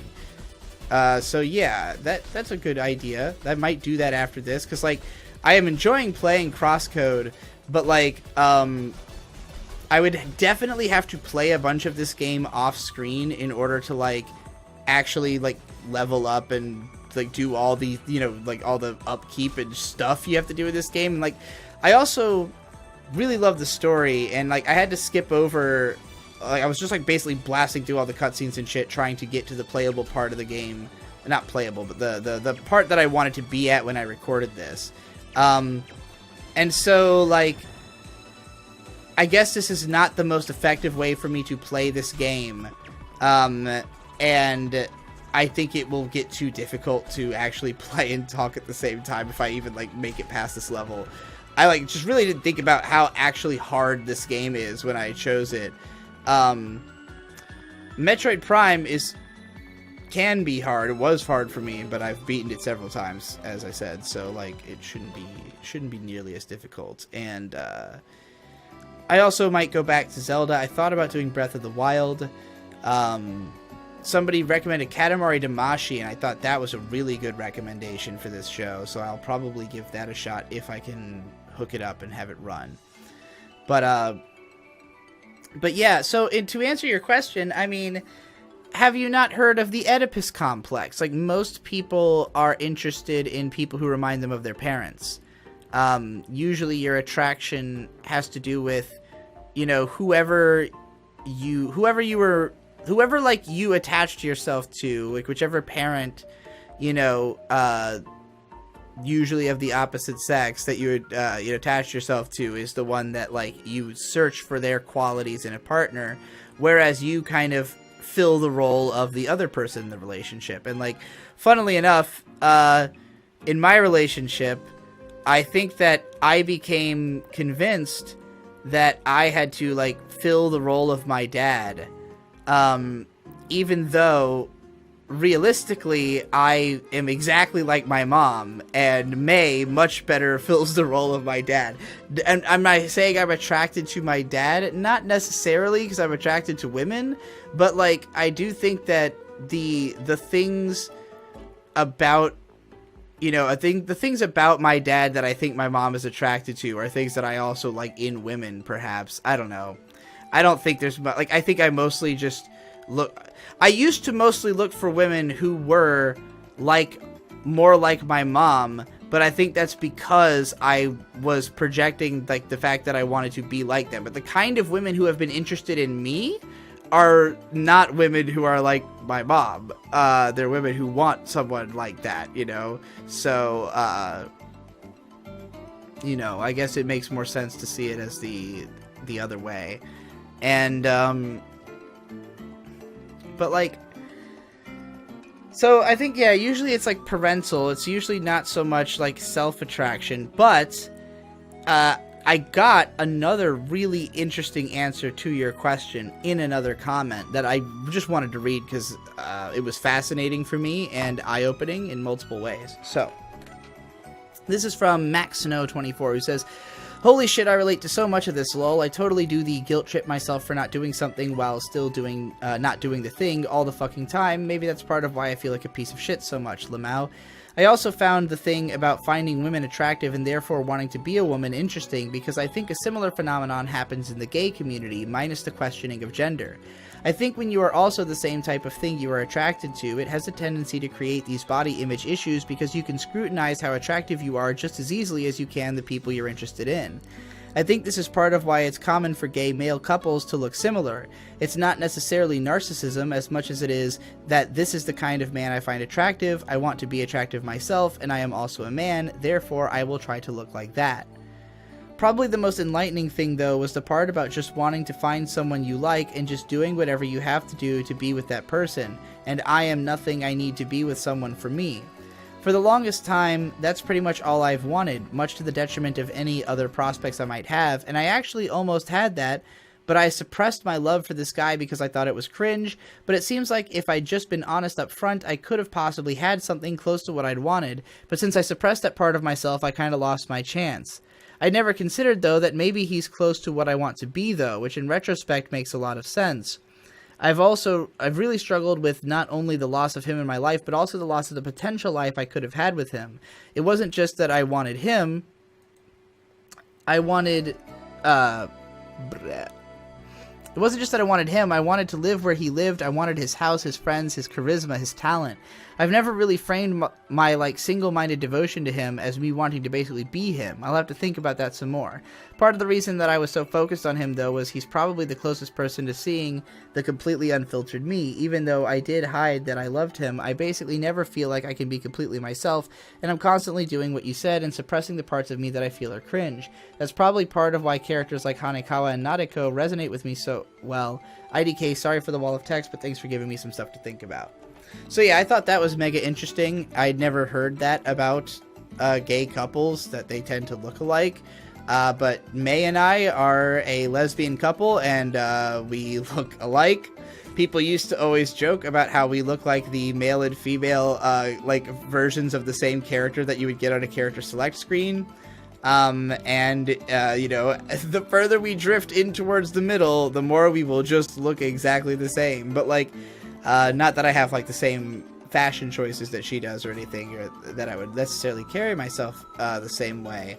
But like, I definitely think that both of us have a heavy case of that, of like, you know, having tried to, I don't know that I was trying to look like what I'm attracted to per se, so much as that like the parts of myself that I find attractive are things that I also find attractive in other people, you know? And so like, you know, whichever parts of May and I are similar, I guess, are probably the parts that I am attracted to about myself, you know?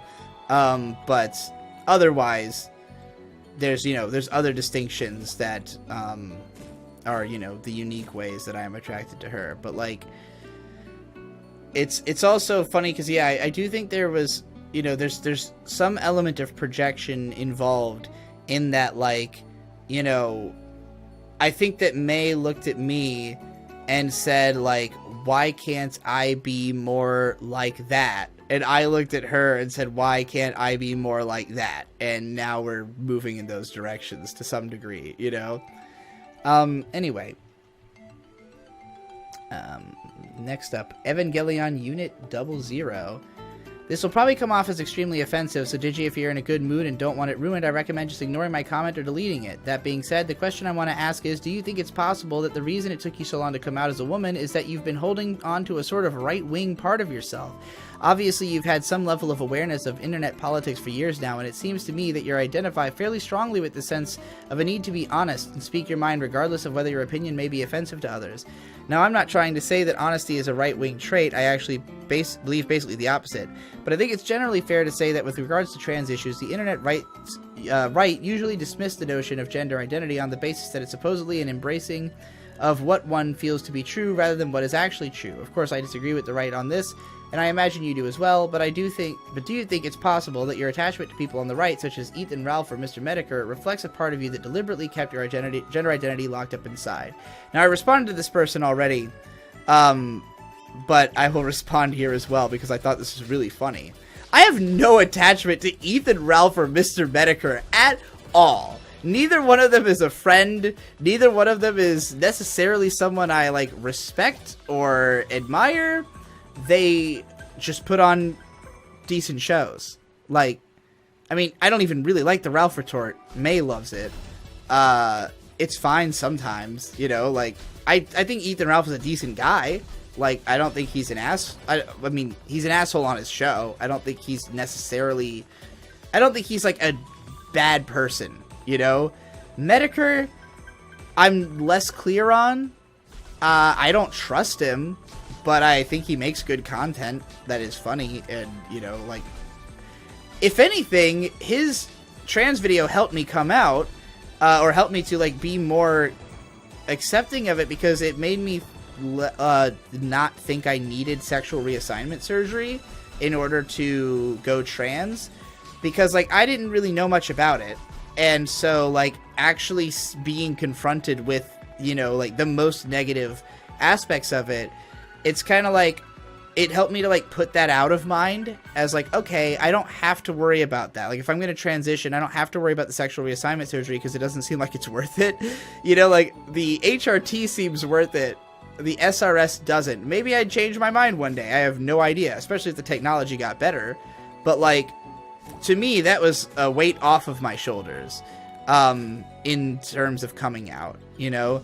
But to really address the heart of this question, see, the problem with the way you're looking at this is, I do not think that you should just be honest at all times, as in, say every fucking random thought that comes into your head to every random person that comes by. As I said earlier, there is a time and place for having edgy, you know, funny discussions, and that time and place is with people you trust in an environment where it's invited. And if there's an audience, then that audience is people who are in on it, who are in on the joke. And, like, that deserves to exist. Nobody should infringe on the right for you to have that. It's not the right to, you know, to fucking shout your opinions at people in their face. It's your right to have your own fucking show on your own platform for your own ideas that other people can engage with. That's what I believe in protecting. And, you know, Ralph or Dick Masterson, who I actually am friends with, and, you know, unlike those other guys, like, you know, these are people who I think that's what they believe in. They believe in the ability to have a platform, the ability to say whatever you're thinking. Not that you should say whatever you're thinking, but I do think that everybody should say whatever they're thinking somewhere, because we need to hear it. I need to know what's going on in your mind, or else I don't understand you.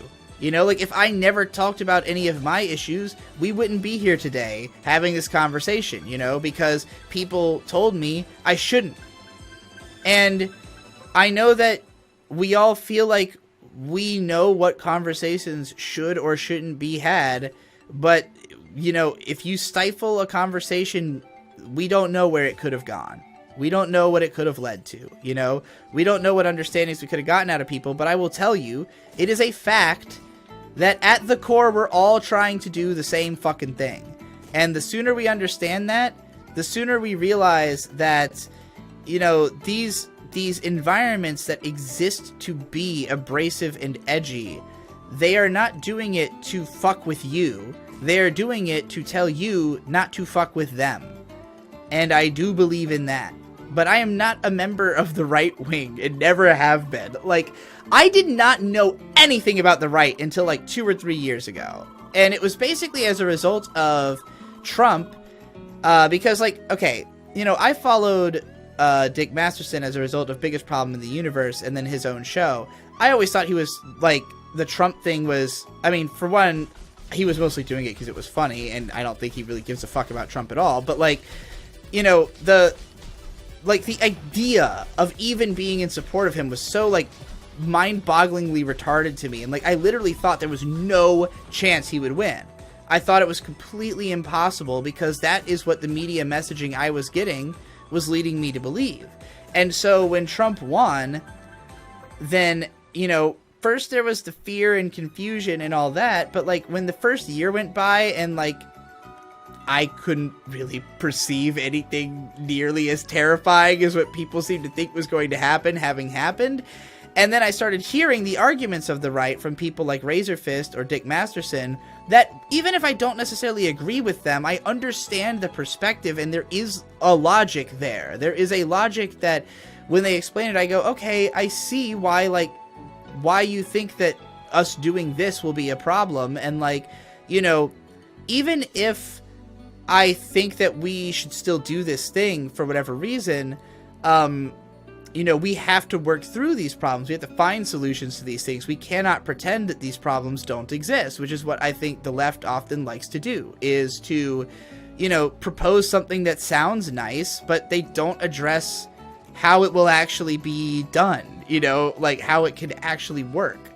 And certainly not in their arguments, because, you know, I am not necessarily somebody who thinks that everything should always be, like, lexically proven, and the right certainly doesn't think that. They want you to think that they think that. The left does too, you know? Destiny wants you to think that he is the most rational man on the fucking planet, and that that's why he chose his political opinions. But, like, they're all going to try to argue that, but they're all basing it from a place of emotions. And if you want to change their minds, you do that by hitting them in their feels, not by hitting them in their logic.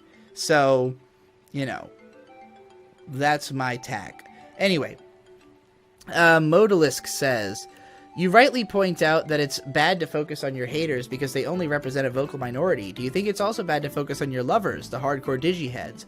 While they're individually more likely to contribute to you, it's still the silent majority of casual fans who will support your fame. Do you think the hardcore fans are potentially less worth listening to since they're probably less critical of you than most? I wouldn't say so, because fame is not my goal. In fact, I'm trying to move away from fame. I really don't care about having a lot of people view my content. I only care about having enough to support me financially to the level that I want to be at. And honestly, like, a lot of my mentality, like I talked about this in I think the last episode, that I was so fixated on money as the way that I could help people that, like, when I lived in Rochester with May, I was living well below my means. I was, like, you know, we were living in a townhouse that was like $1,100 a month, and I was making like $6,000 or something like that a month. And, you know, like, just my expenses. Now, granted, like, the amount that I had like put away an amount for taxes that once paid would have left me with like $6,000 in the bank. So we'll say that that's basically what I had, was like $6,000 of just like sitting currency, not to be used for anything in particular. And, you know, at the time, like, most of my extra money was going towards shit tons of weed and paying collaborators. And paying collaborators didn't really lead to helping them in any way, you know? It only led to me financially fucking myself over. So, like, I look at it as, like, there's much better ways I can work with people than to give them money. And if, like, to me, any amount over like $4,000 a month is like functionally just gonna go towards like, you know, art or weed or whatever, like until I have a kid, in which case it's all going towards my kids, you know, like, and I'll probably change the way I work at that time as well. But like, you know, it's just like, there's no reason for me to be trying to make like exponentially more money than I am. So there's no reason for me to reach a larger audience than the amount that can, you know, that can sustain me. And like, there will always be people who come in and out.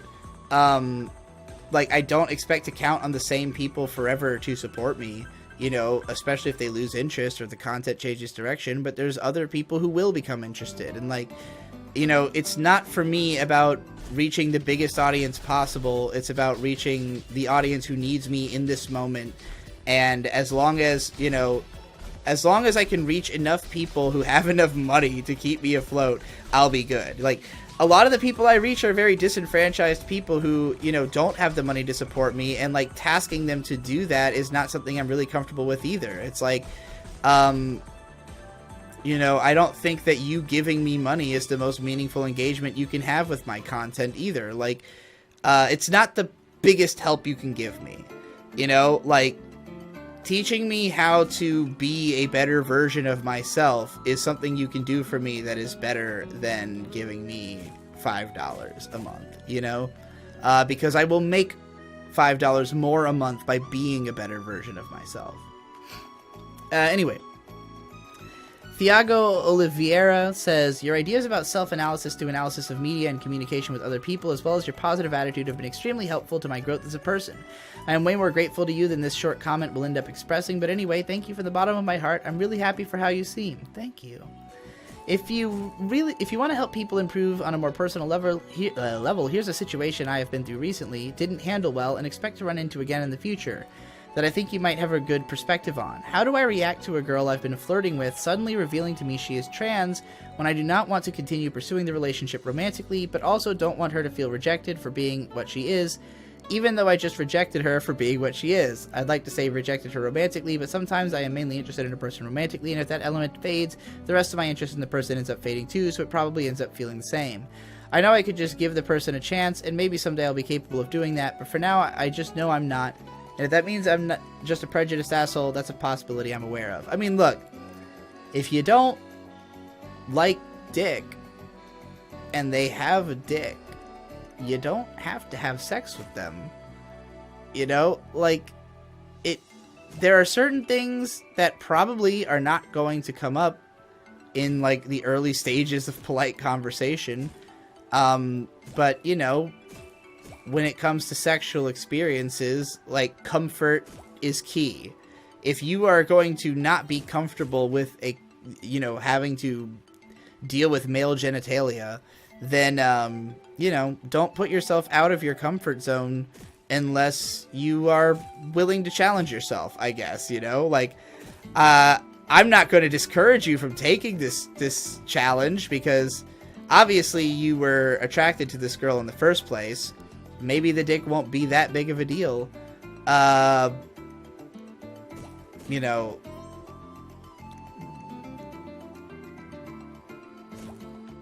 there's a lot of ways to be intimate with somebody, you know? Is this, you know, are you looking for your forever girl? Or are you looking for a fling? Are you looking for, I mean, if you're mostly in this for sex, I think, you know, prioritizing the sexual experience would probably be paramount. So, you know, I guess what I have to say is that I think they'll understand. I think that she will, you know, probably be sad, but, like, ultimately it's not your fault that, you know, that they don't, that she doesn't have the, you know, the parts you're interested in using, I guess. But, you know, maybe give it a shot sometime. Stay open-minded. Sexual experience is about a lot more than just cock in the vagina, you know. Anyway. Justin7 said, Oh, hey, I take bupropion. The stuff helped me get back to a sense of normalcy after a long 2 years in deep depression. Incidentally, I wouldn't say mental disorders don't exist. While it is true that it is only diagnosed with one when the problems affect their ability to function, saying they don't exist is too dismissive. I wouldn't want people to decide to stop their medication without consulting their psychiatrist because of this point of view. I have both seen others and experienced for myself dropping medication on a whim. The results were never good, too often resulting in suicide attempts. Yeah, see, like, the world of psychology, I have a lot of issues with the way that psychology is handled in our society at present. I don't think that mental health care, particularly in America, that's all I can really speak on, is very good. And I think that there is a astonishing amount of unnecessary pill pushing that goes on because of the fact that I think that psychology currently is more focused on quickly getting you adjusted and back into society because of the fact that our society doesn't really have good safety nets for people with mental disorder, particularly in that our families do not support it well. Like, people look at mental disorder as something to be feared, and like, you know, going to a psychologist means there's something wrong with you, and your family doesn't understand it. Like, they won't get why you feel the way you do, and so it's hard for them to just accept that, like, it's not their fault or whatever. It's just like, you know, something has happened and you are not normal, so you need to talk to somebody about it, okay? Like, it's fine. Just like, it has to happen, you know, or else this normalcy will never come. But, like, because the mentality is, like, get it done as fast as possible, then I think that, you know, people become reliant on these medications without really, like, thinking about what the medication's actually doing, you know? Or, like, my experience when I saw a psychologist, like, I saw a psychologist for, I think, probably, like, 6 weeks before I saw the psychiatrist. And when I saw the psychiatrist, that motherfucker never spoke to me at all. I doubt he did more than read the diagnosis that had been handed to him by the psychologist and just simply prescribed me bupropion because that was the drug du jour of the time. You know, like, because the thing is that psychiatrists have no fucking idea how these drugs are going to affect your brain. It's practically guesswork. Because there are so many different things that could be causing your anxiety or, like, whatever you're going through that, like, you know, it would take extensive, like, it would take more than just simply, you know, an hour of therapy once a week for 6 weeks to get into your head to a level where you could, you know, like, categorically predict what effect a specific medication is going to have. And even then, like, that's more dependent on things that are, like, inobservable from conversation than things that are observable, you know? So it's like, for a lot of people, you have to experiment with a few medications before you find something that quote-unquote works. But what does it mean for the medication to work? Like, for it to work, I guess, means that it puts you into a mind state where you now can function, fit in with society, right?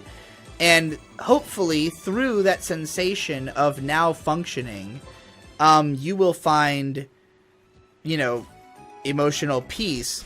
But, like, if you are able to fit into society, but that doesn't make you feel happier, then it's like, okay, well, like, did this medication really work? You know, like, I don't feel happy. I just feel like I'm capable of living, you know? So, like, when I took bupropion, the way I've described it is that it allowed me to give up. It allowed me to stop being emotional about the things that I wasn't accomplishing, and therefore, like, get over things more quickly, which made it easier to then go forward and accomplish things because I wasn't wallowing in what I wasn't doing. I was just doing things, you know? But the medication had weird side effects. It caused me to blink excessively, and my eyes would get dried out really easily. like, just, I became very numb. And I liked that at first because, you know, being too emotional had been my problem and the reason I couldn't get anywhere. So, like, feeling like I was numb to that stuff made it so, like, I could finally concentrate and get work done. But again, my mindset became that, like, work is all that matters. And it's funny because I think I had stopped taking the pills actually before I even started my job. Like, I think I was still taking them when I worked at Target. I don't remember if I was still taking them once I started being digi-brony, but, like, it wasn't long after that I stopped. And it was because, like, once I had identified what the pills were doing, that they were allowing me to, you know, shut out my emotions and just work, I was able to imitate that. I was able to imitate that effect within my own mind by just, like, acting the way that the drug makes me feel.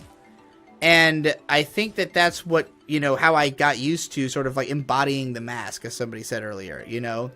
And it was only after I remembered, like, who I had been beforehand and how it felt to be that person and realized that I was happier being that more emotional person.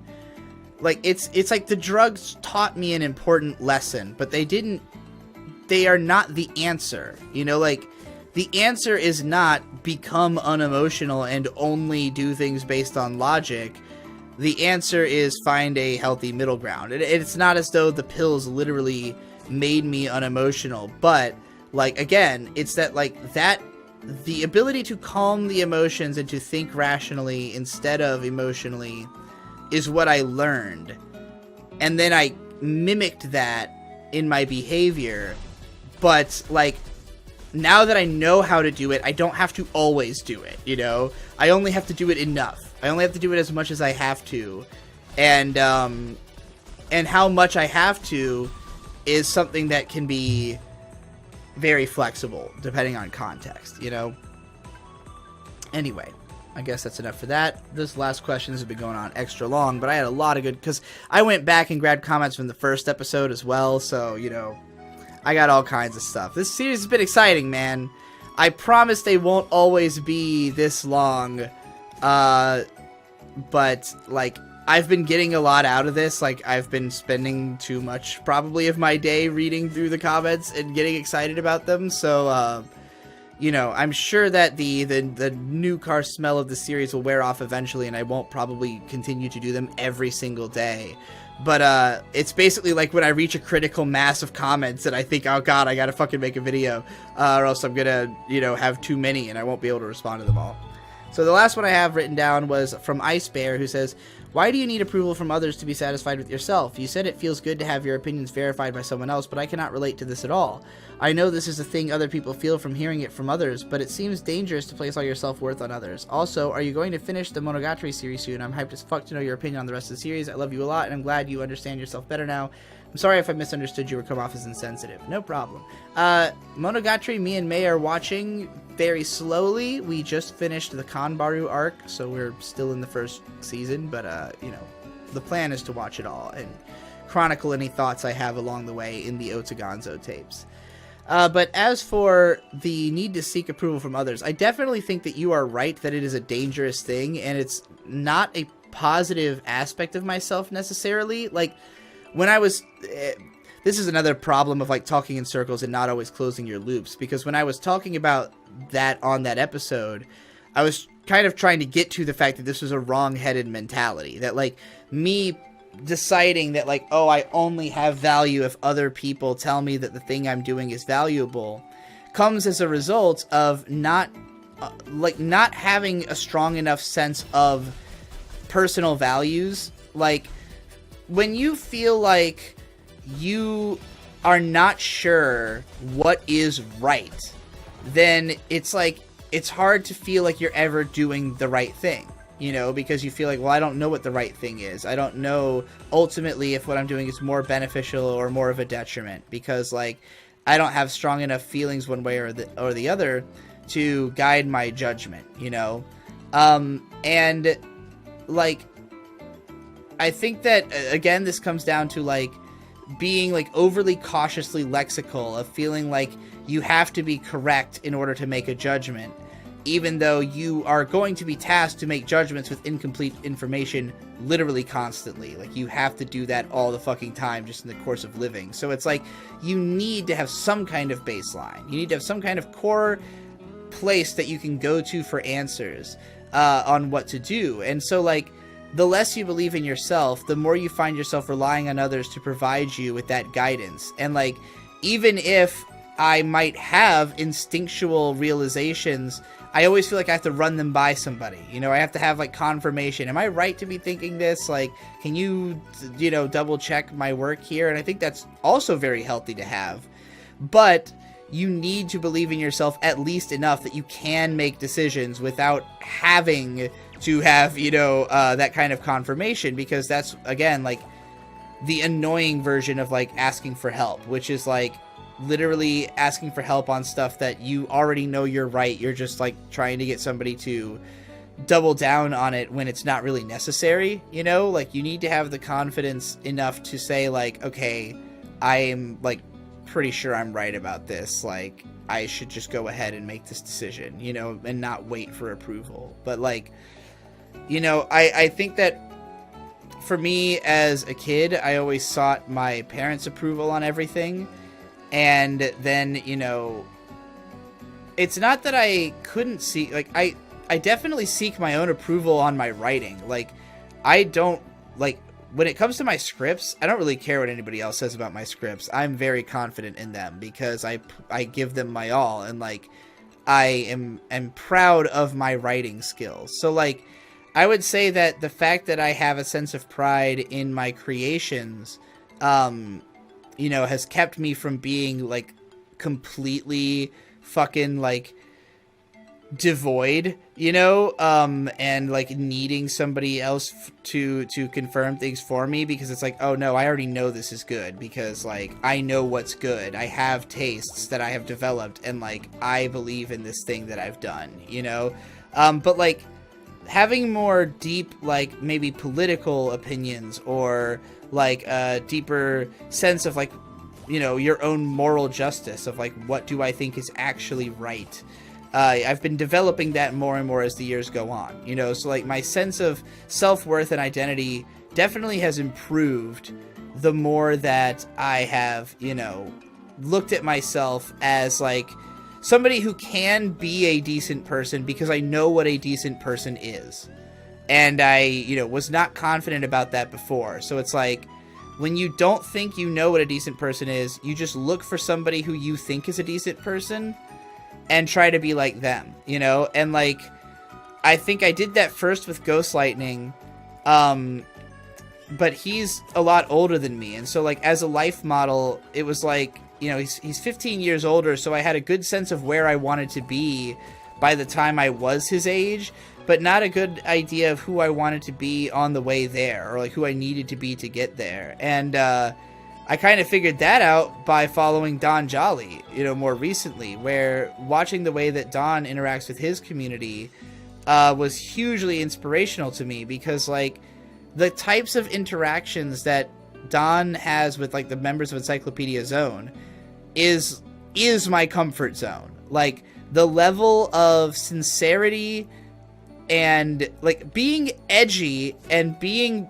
like, black-pilled, you know, about society, but being hopeful and being accepting and, you know, wanting to work with people patiently in order to, you know, further a collective sense of progress and happiness. Like, that's what I want. That's what I want to do with my audience. And so when I saw him doing that with no money, then I thought, like, I have no fucking excuse. Like, whatever I've been waiting on as, like, what I need to like, achieve to be able to start helping people is misguided. So, like, what is really missing? Like, why can't I talk to people the way that Don does? And it's like, well, because that would be a really emotionally revealing way of communicating. And, you know, if you were to reveal your emotions, you'd realize you were a woman. So, yeah. That's my thoughts for this episode.